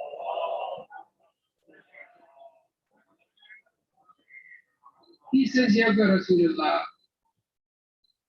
Allah here promises that if you call me, I'll answer. But many, many times we call, but Allah subhanahu wa ta'ala does not answer to our dua. Why? Because it's from one side. Allah made the commitment. What about you? Did you stay on your own commitment? What is your commitment to Allah? What is your commitment? Surah Mubarak al-Mu'minun, Allah subhanahu wa ta'ala talks clearly. If you want to become a mu'min, you need to have these qualities.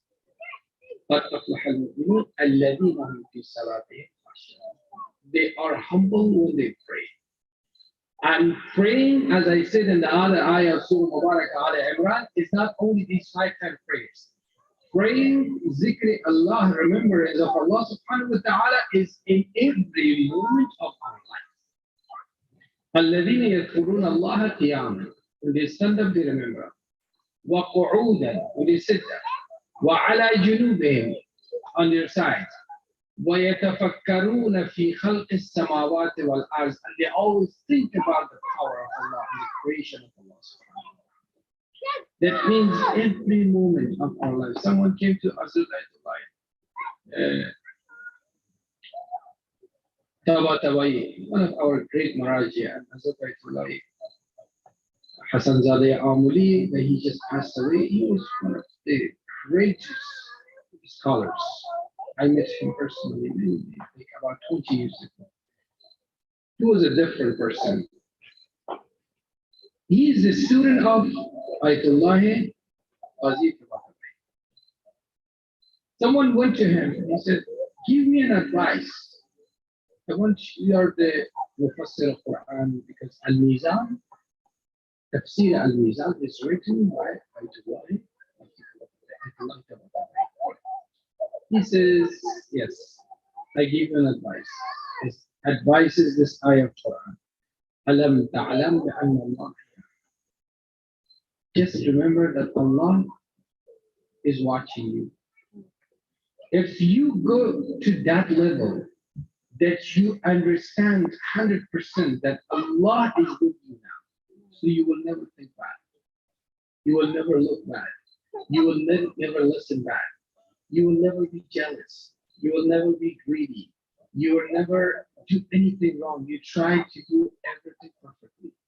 It's just like when the boss in the company is just right at the top of your computer and you're working for him.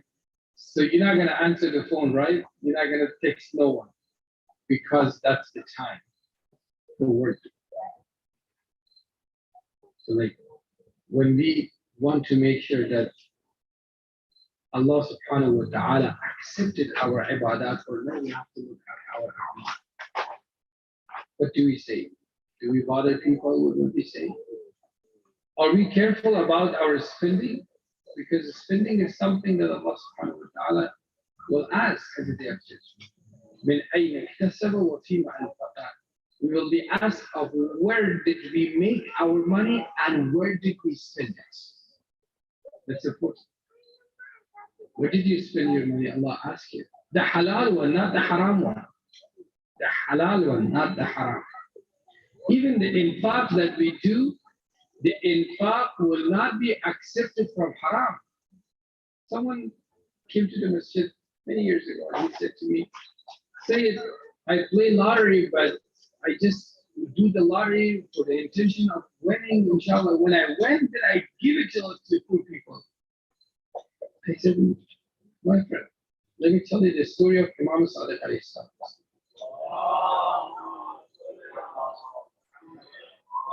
Someone got so famous in the nation, everyone was talking about him. My God, that person is so famous.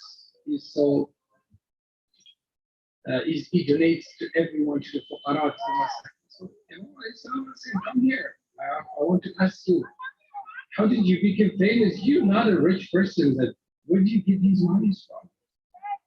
He said, yeah, Rasulullah, I steal the monies and I donate. And how come you could do that? Can you explain it to me? And that person was thinking maybe he's doing it right.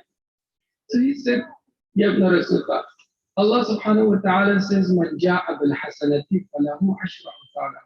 Allah says, and you do something good, Allah will give you about 10 times extra. That means if you pay $100 for Bayt al-Yas for the cause of Allah, not for public place, Allah will give you back $1,000.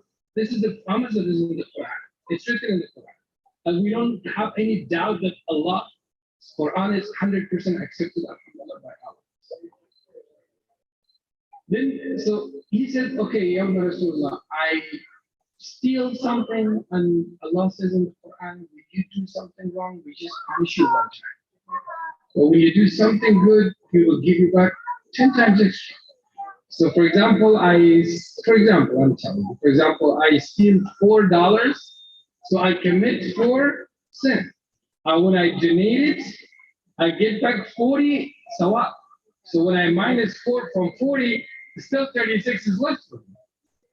Imam alayhi salatu wasalam says, my friend, you're totally wrong because Allah subhanahu wa ta'ala says, إِنَّمَا يَتَقَبَّلُ اللَّهُ مِنَ الْمُتَّقِينَ.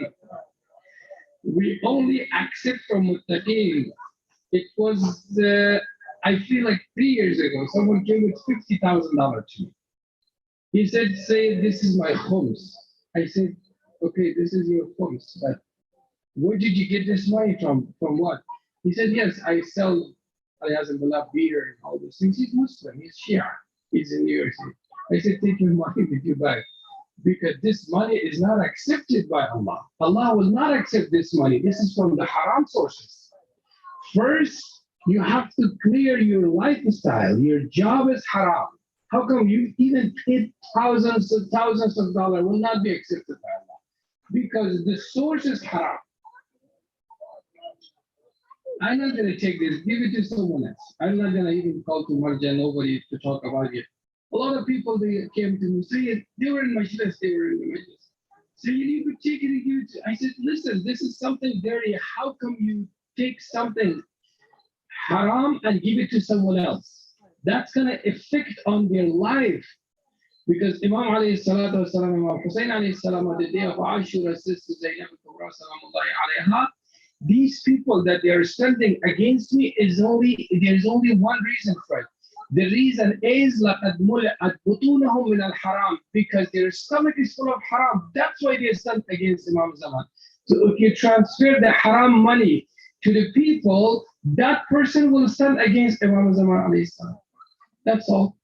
So that's why we are not going to accept this money. And in the hadith we have, this is the last thing that I'm going to say.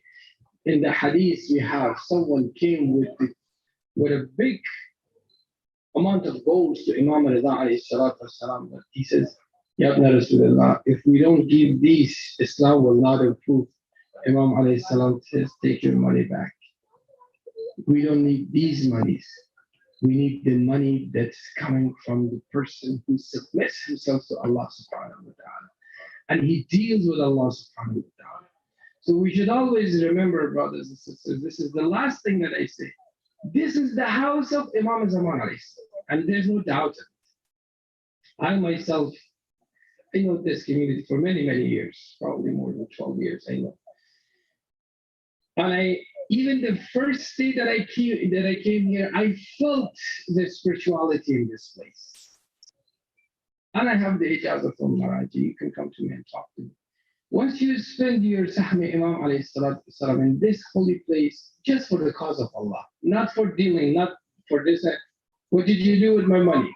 What did you spend it? Not like this. Because when you deal with Allah, definitely the people who are in charge, the people are very, alhamdulillah, mu'min, mutadayyan, they're very honest. They will definitely do it the right way, and they always have proof for it. And once you deal with Allah subhanahu wa ta'ala, this is actually affecting to your life. Our children, mashallah, you see today, the children, mashallah, all the children, Fakir Baz, Mazan Jan, Aidar, Aoun, all of these students, that they are coming here and reciting Quran, they're crying for Imam Hussein alayhi salam. The reason is one thing, because you give them the halal money. That halal money brings them here. Otherwise, they will never come here. Allahumma salli ala Muhammad wa ala Muhammad. Allahumma ajjil waliyik al-faraj. اللهم افتح حوائجنا الشرعية جزئية وكلية دنيوية وأخروية ظاهرية وباطنية بحق محمد وآله خير البرية. رحم الله لمن قرأ الفاتحة مع الإخلاص والصلوات.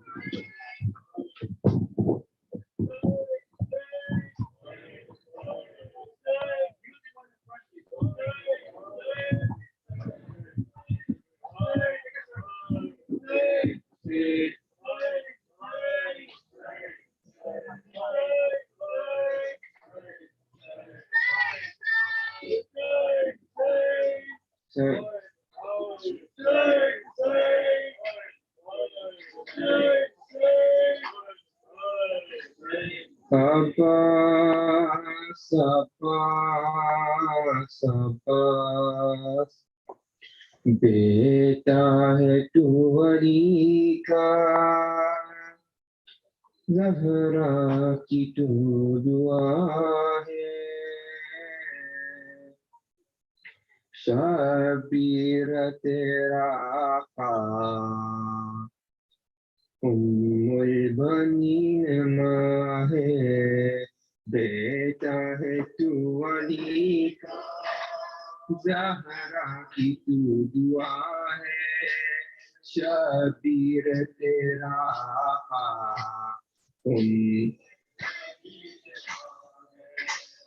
हर सूरत चलन में है जैसे ना जुदा है सास से तुझसे कायम दुनिया में बस वफा है अपा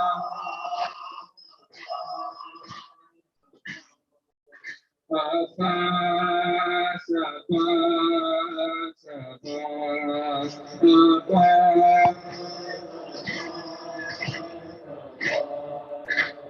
दिल की मुराद गाजी तेरे कदम से पाए रोती हुई जो माए तेरे अलम पे आए जहरा के दर्द पहलू का देती है वास्ता फिजा के कहीं में इनका भी नाम आए आपा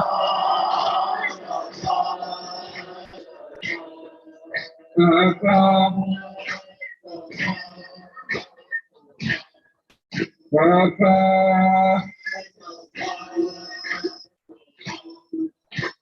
तेरे अलम उठाने हर शख्स कह रहा है मजलूम करबला का ज़ैनब का वास्ता है परदेसी कोई ऐसा परदेस में न उतरे सदका में उसकी जिसका दरबार लुट गया है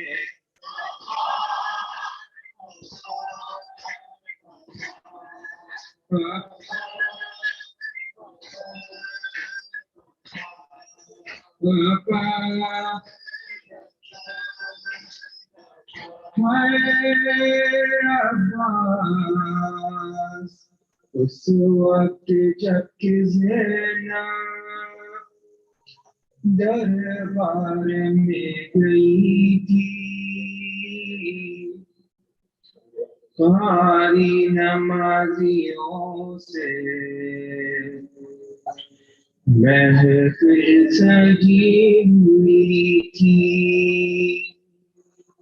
हर जालिम ये पूछता था गाजी तेरा कहाँ है बालों से मुँह छुपाए ज़ैनब ये कह रही थी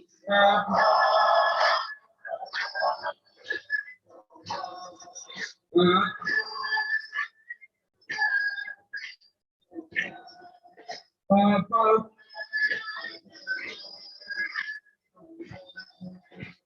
तकदीर के सदाए तेरे दर पे सिर झुकाए अशकों के इल्तिजाम गाजी तुझे सुनाए हाय बीमार सरहों के जख्मों का वास्ता है जितने भी खुशका दिल है मौला शिफा पाए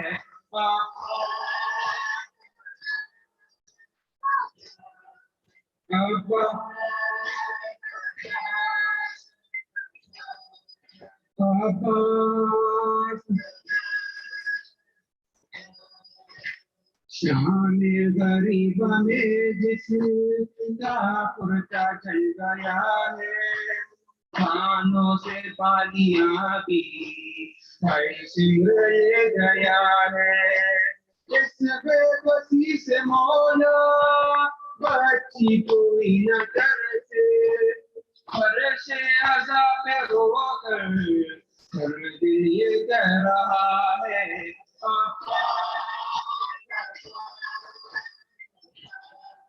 Abbas, Abbas, Abbas, Abbas, yeah,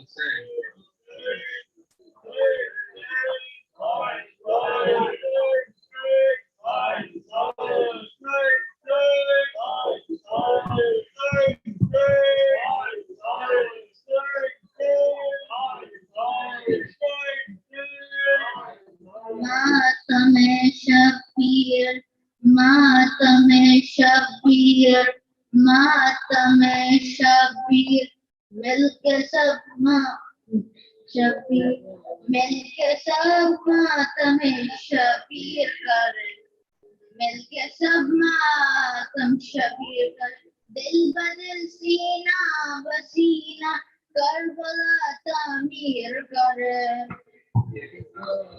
मातमे Shabir करे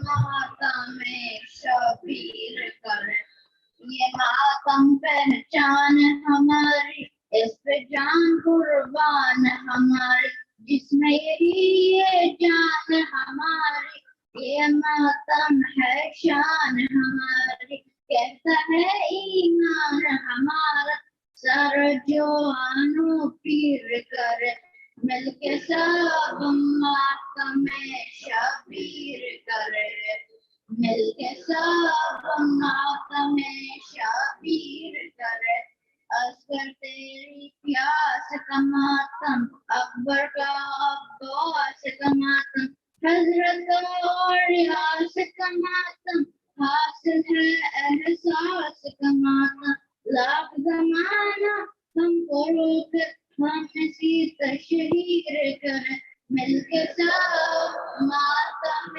शबीर करे मिलके सब मातम शबीर करे ये मातम मजलूम का मातम जहर के मासूम का मातम पानी से महरूम का मातम तख्तले हल्कूम का मातम इस मातम से हम जो चाहे वक्त जंजीर करे मिलके सब मातम शबीर करे मिलके सब मातम शबीर करे आब की जंजीर का मातम खुश गले और तीर का मातम ज़ैनब का शबीर का मातम दिल से खड़े दिलगीर का मातम जो मातम ज़ैनब ने किया था हम उसकी तफसीर करें मिलकर सब मातम शबीर करे मिलके सब मातम शबीर करे मातम क्या है शहर अब अलम है ये मातम तो दीन का बरम है जैसे खुशी हो ये हमने हक यही मातम पर जम है इस परचम को इस मातम को सीनों पे तकरीर करे मिलकर सब मातम शबीर करे मिलकर सब मातम शबीर करे यासन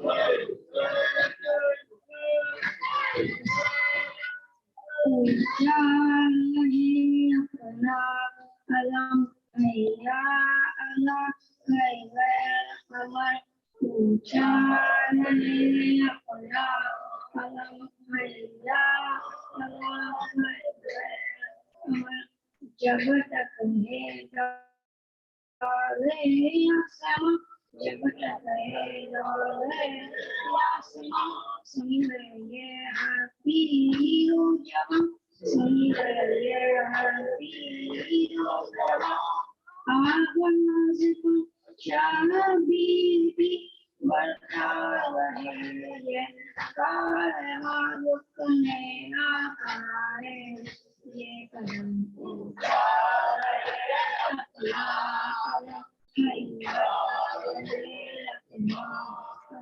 हर पल पे चाहते चलो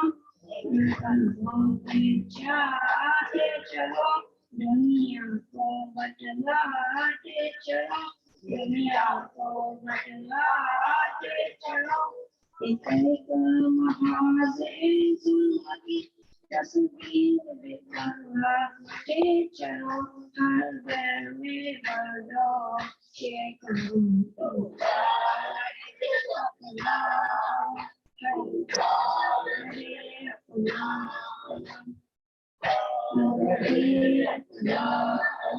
जब भी कोई मुश्किल पड़े जब भी कोई मुश्किल पड़े दुनिया इस डर पर जो की दुनिया इस डर पर जो की कर उठती सदाए या अली निकला ऑर्डर बातें कदम उठा रहे अपना कदम उठा रहे अपना कदम ये परचम में आवाज़ है ये परचम में आवाज़ है दिलों की आस है, दिलों की आस है, अब इसी पर चुनकर जिंदा किसी की आस है, जिसने सारे राहों से हमको प्यार है, अपना प्यार है, अपना हैया अल्लाह है, नमक प्यार है, अपना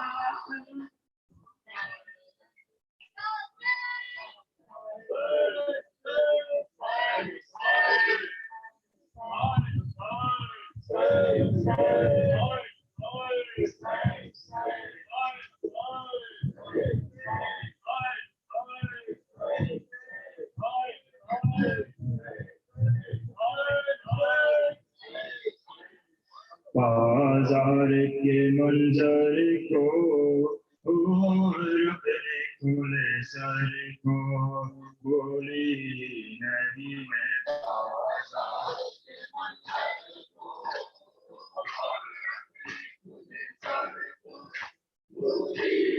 नहीं मैं बाजार के मंजर को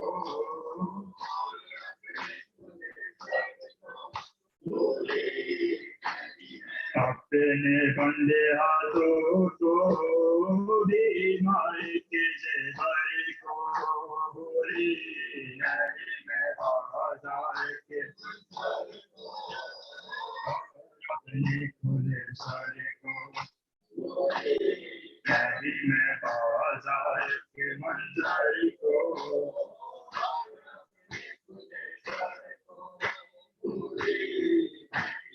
उठते हुए आंधी को बहशत को बाया को छुपते हुए सूरज को तारीकी को मेरा को चलते हुए पंजर को ले तेरे सारे को बोले नहीं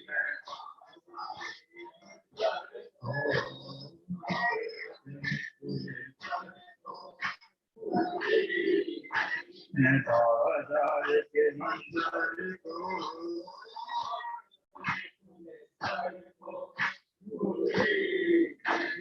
एक चांद बदली ने छुपता था निकलता था पर्दा दर से माता उठता जो दिखता था वो है मायला से हर की साथ अकबर को बोली नहीं मैं बाजार के मंजर को बोली नहीं मैं बाजार के मंजर को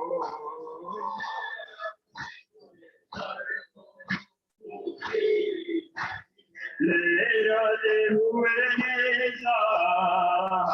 मेरे को वो भरना और के मेरे पीछे हर दीदी का वो छुपना शोरों में गिर कर को चिंती हुई चादर को बोले नहीं के मंजर को रतन खुले सर को भूले नहीं मैं बाजार के मंजर को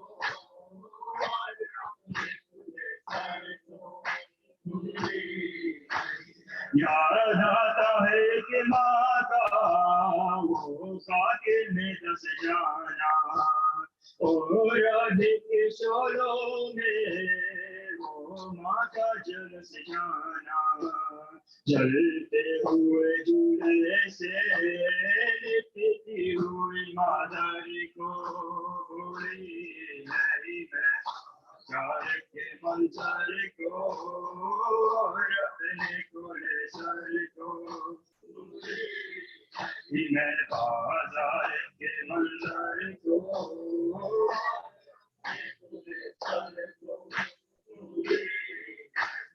मासूम सकीना को मरते हुए जो को सिसते हुए गालों को बेरहमत माचो को सिसते हुए गालों को कहते हुए गोहरी को बोले नहीं मैं बाजा के मंजर को अपने कुल सारी को बोली नहीं मैं बाजार के मंजर को अपने कुल सारी को बोली नहीं मैं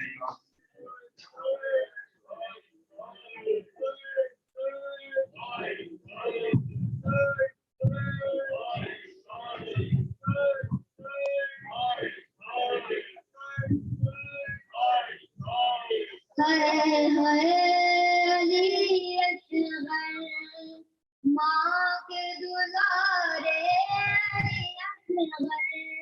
आंखों के तारे आगे लगी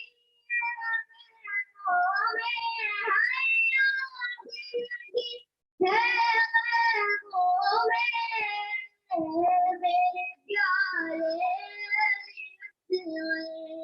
माँ कहती थी जलते हुए चूल्हे से बट कर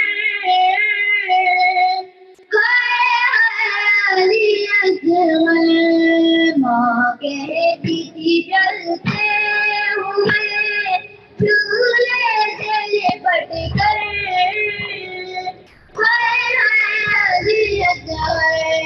माँ कहती थी जलते हुए चूल्हे से बट कर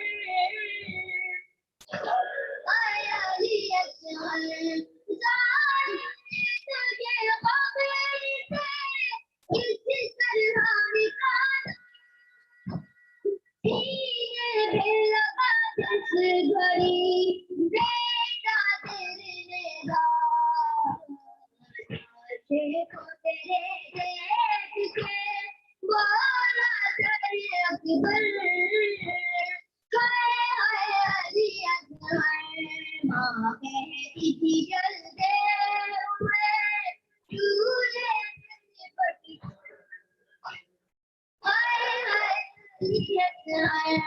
माँ कहती थी जलते हुए चूल्हे से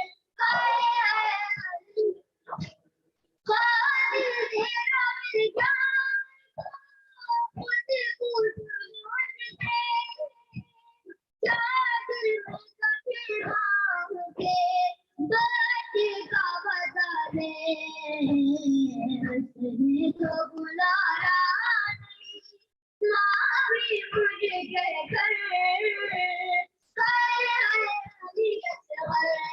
माँ कहती थी जलते हुए चूल्हे से बट कर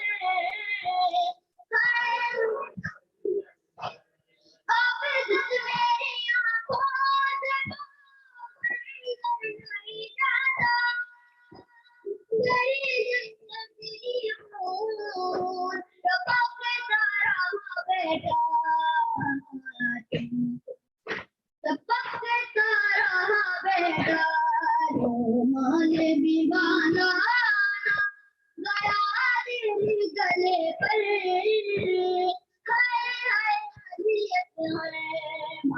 कहती थी जलते हुए चूल्हे से पट कर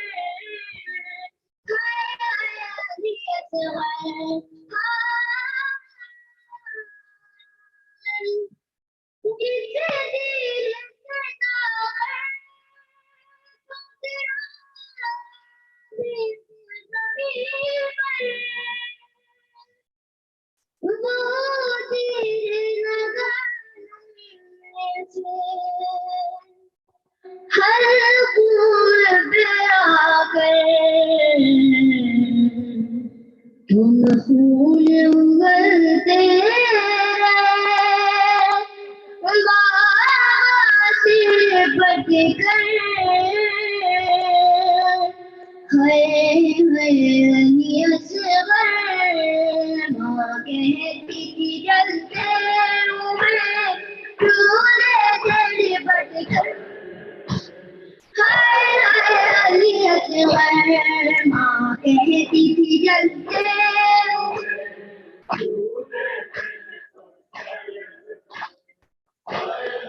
अली असगर सारे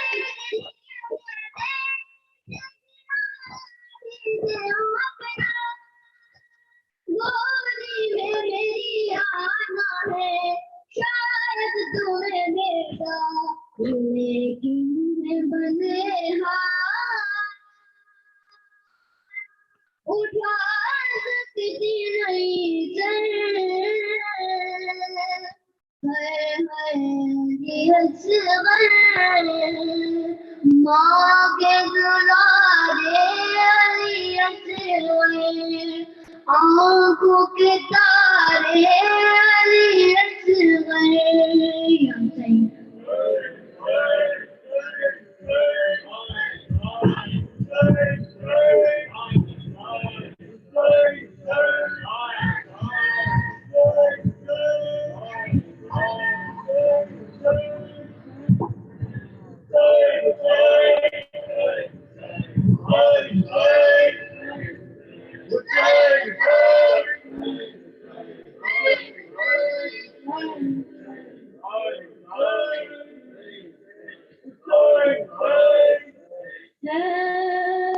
जाने अब लोगों पर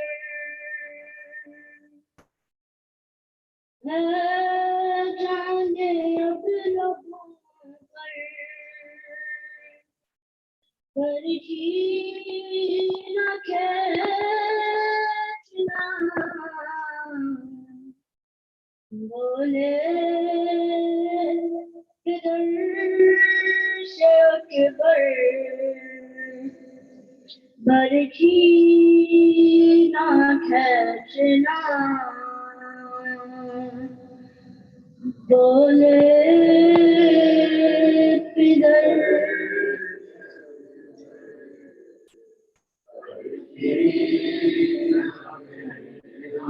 आपा नजर को फेर लो दम टूटने लगा बरखी के फल सुकून है दिल का रुका हुआ खूब जगह जमीन पर बरखी न खेचना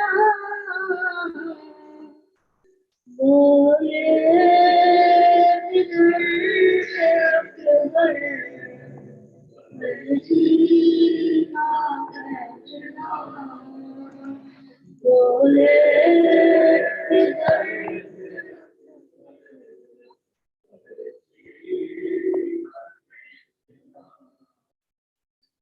मैंने तुम्हें बुलाया था ताकि मैं कह सकूं दिल खुलना हम करो मेरे दिल को मैं अब सकूं बैठ रहो यहाँ मगर बैठ रहो यहाँ बरखी का कहना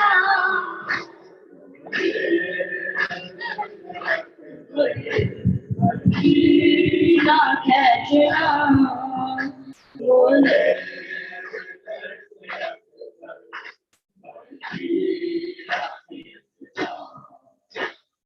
अम्मा को ये खबर ना हो मेरे से ना लगी बस आ गया बस जरा शिद्दत की प्यास की मैं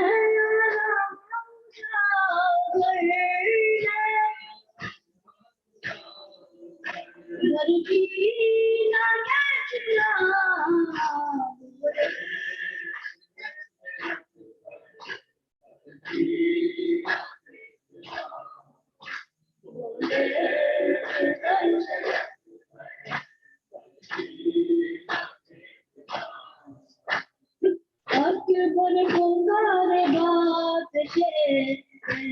को संभालिए, टूटी से ना करे जिन्हें रहने दीजिए, लेकिन साथ में जिगर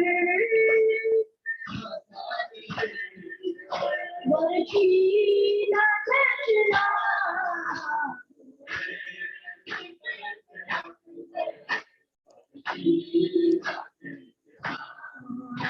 बोले के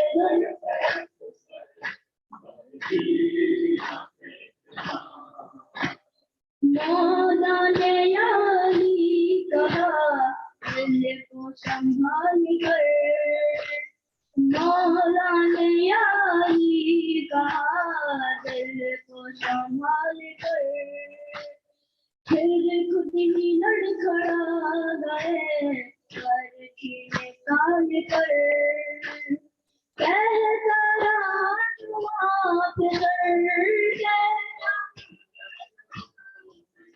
बरछी ना खींचना, बरछी अकबर बरछी ना खींचना, बोले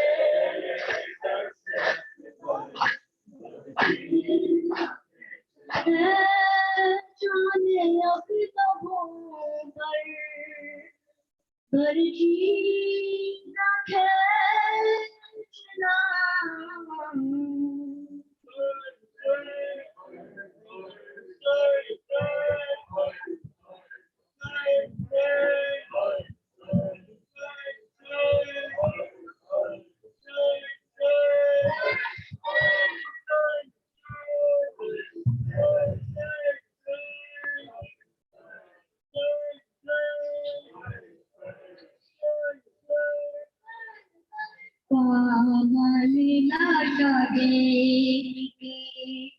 कहती है बीबियां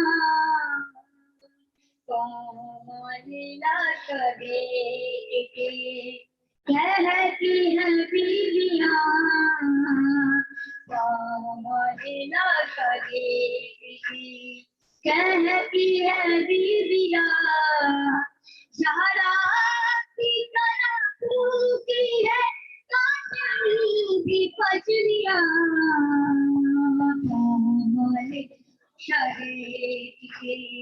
कहती है बीबियां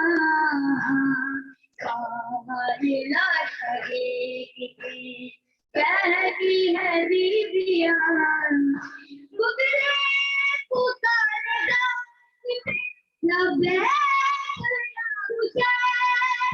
बुगले पुकारेगा में नजर किया हुसैन, आखिर का तुम्हारा कातिल हो तुमगा,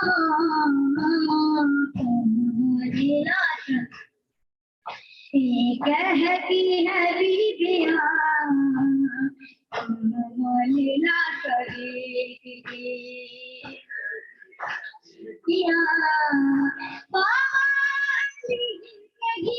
जो हुआ है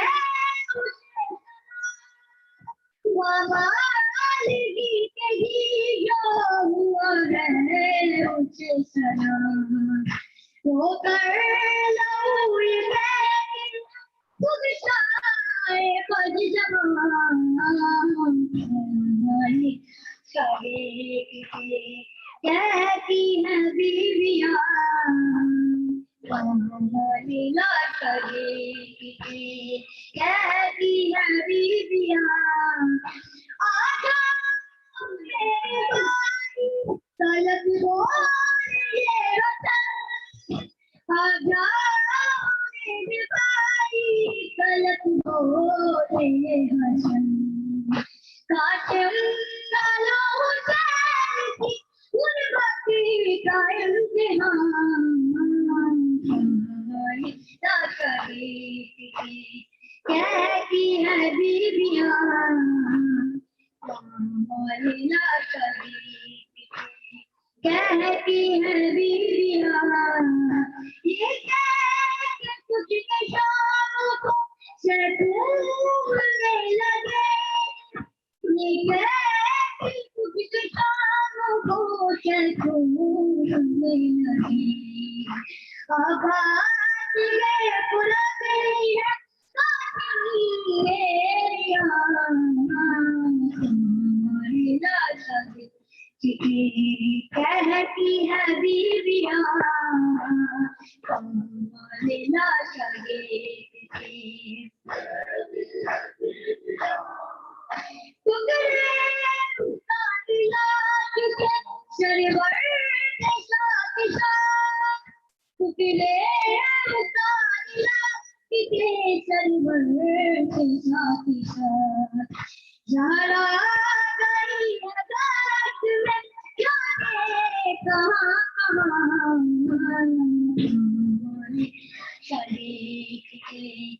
कहती है बीबिया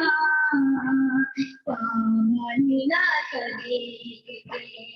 कहती है बीबिया जहरा की की है की पतलिया नीला कहती है बीबिया नीला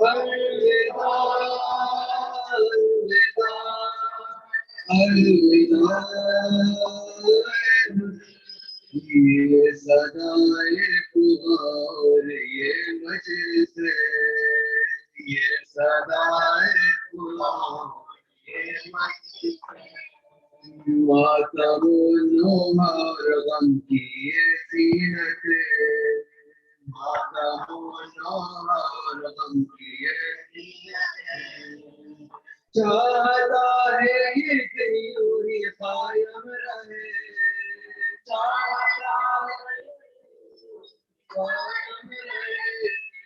चाहता है तेरी कायम रहे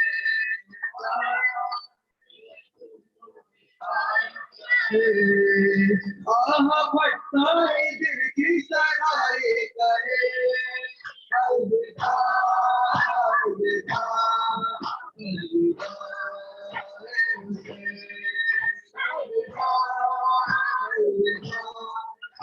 अलविदा मेरे मेहमान में आखिरी सलाम मेरे मेहमान में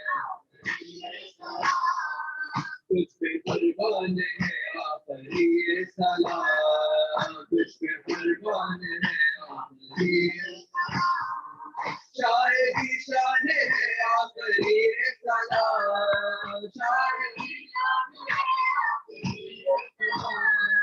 चाहे भी शाने है आखिरी सलाम चाहे भी शाने दिल दीवाने आखिरी सलाम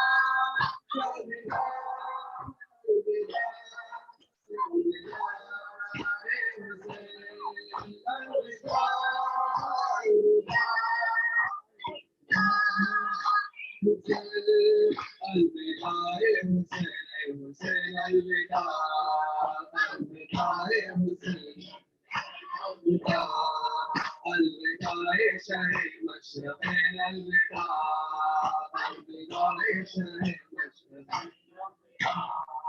بنت مكة نورين الوداع بنت مكة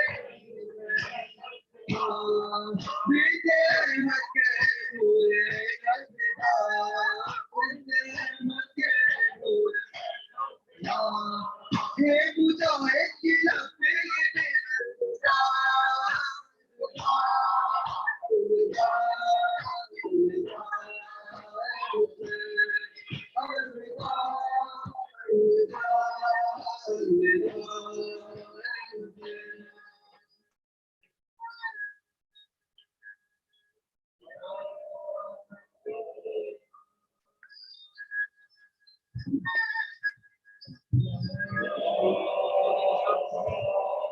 Ya,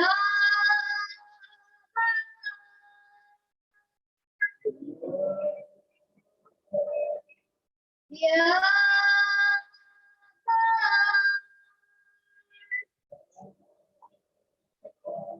ya, ya,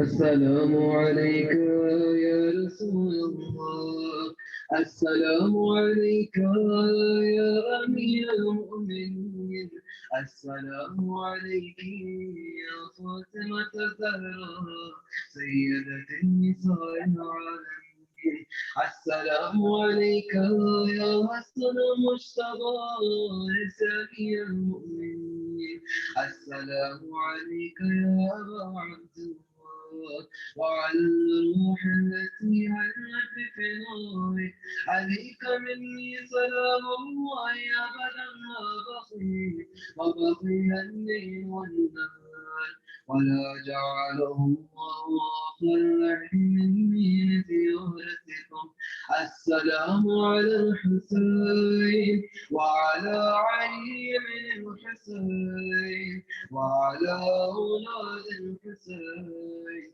وعلى صحابه السلام عليك يا ابا الفضل العباس بن امير المؤمنين وقاسم بن الحسن مسلم بن اخيل وولي بن حبيب بن مظاهر وهو الشهيد الرياحي السلام عليكم جميع شهداء كربلاء ورحمه الله وبركاته السلام عليكم ائمه المسلمين علي بن الحسين ومحمد بن علي وجعفر بن محمد وموسى بن جعفر وعلي بن موسى ومحمد بن علي وعلي بن محمد والحسن بن علي السلام عليك يا صانع العصر والزمان الأمان الأمان الأمان فتنة الزمان وشر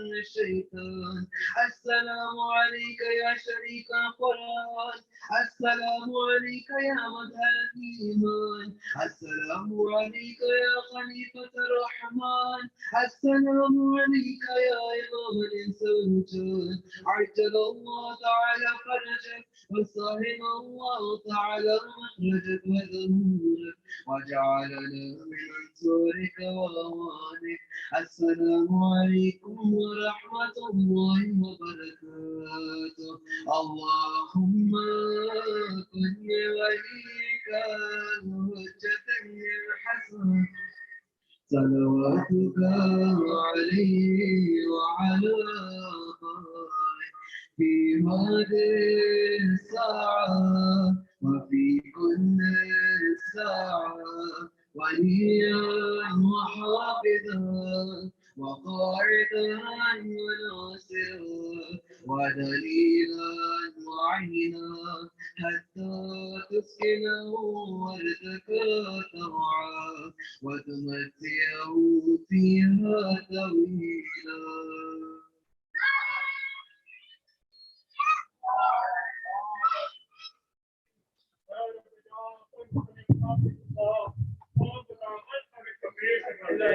बच्चों को पाकर अली अफसर का तबस्सुम बूढ़ों का हबीब इतना मज़ाहिर की नजर से कम से कम आए वराए अन मोहम्मद और एक जवाब को ये अकबर का जिक्र दे वाक उसका आसान ये ज़हरा का सलीका बहनों को सकीना की दुआओं का सर दे मौला तेरे ज़ैनब के सीरी की पसंद है वे जो मसीरों को रिहाई की खबर दे जो चाँद ज़ैनब दिलार मौला महफूज रहने से ख़वातीन की खबर दे तो दीन के काम आए वाला मुतक्कर जो मुझसे शबीर के खातिर मुफ्लिस अल्लाह जवार के मारिश मखलूक का हर फर्ज का दर्ज करते हम कोई न दे हमको सिवाय कभी शबीर हम कोई न दे हमको सिवाय कभी शबीर शबीर का हमारा है तो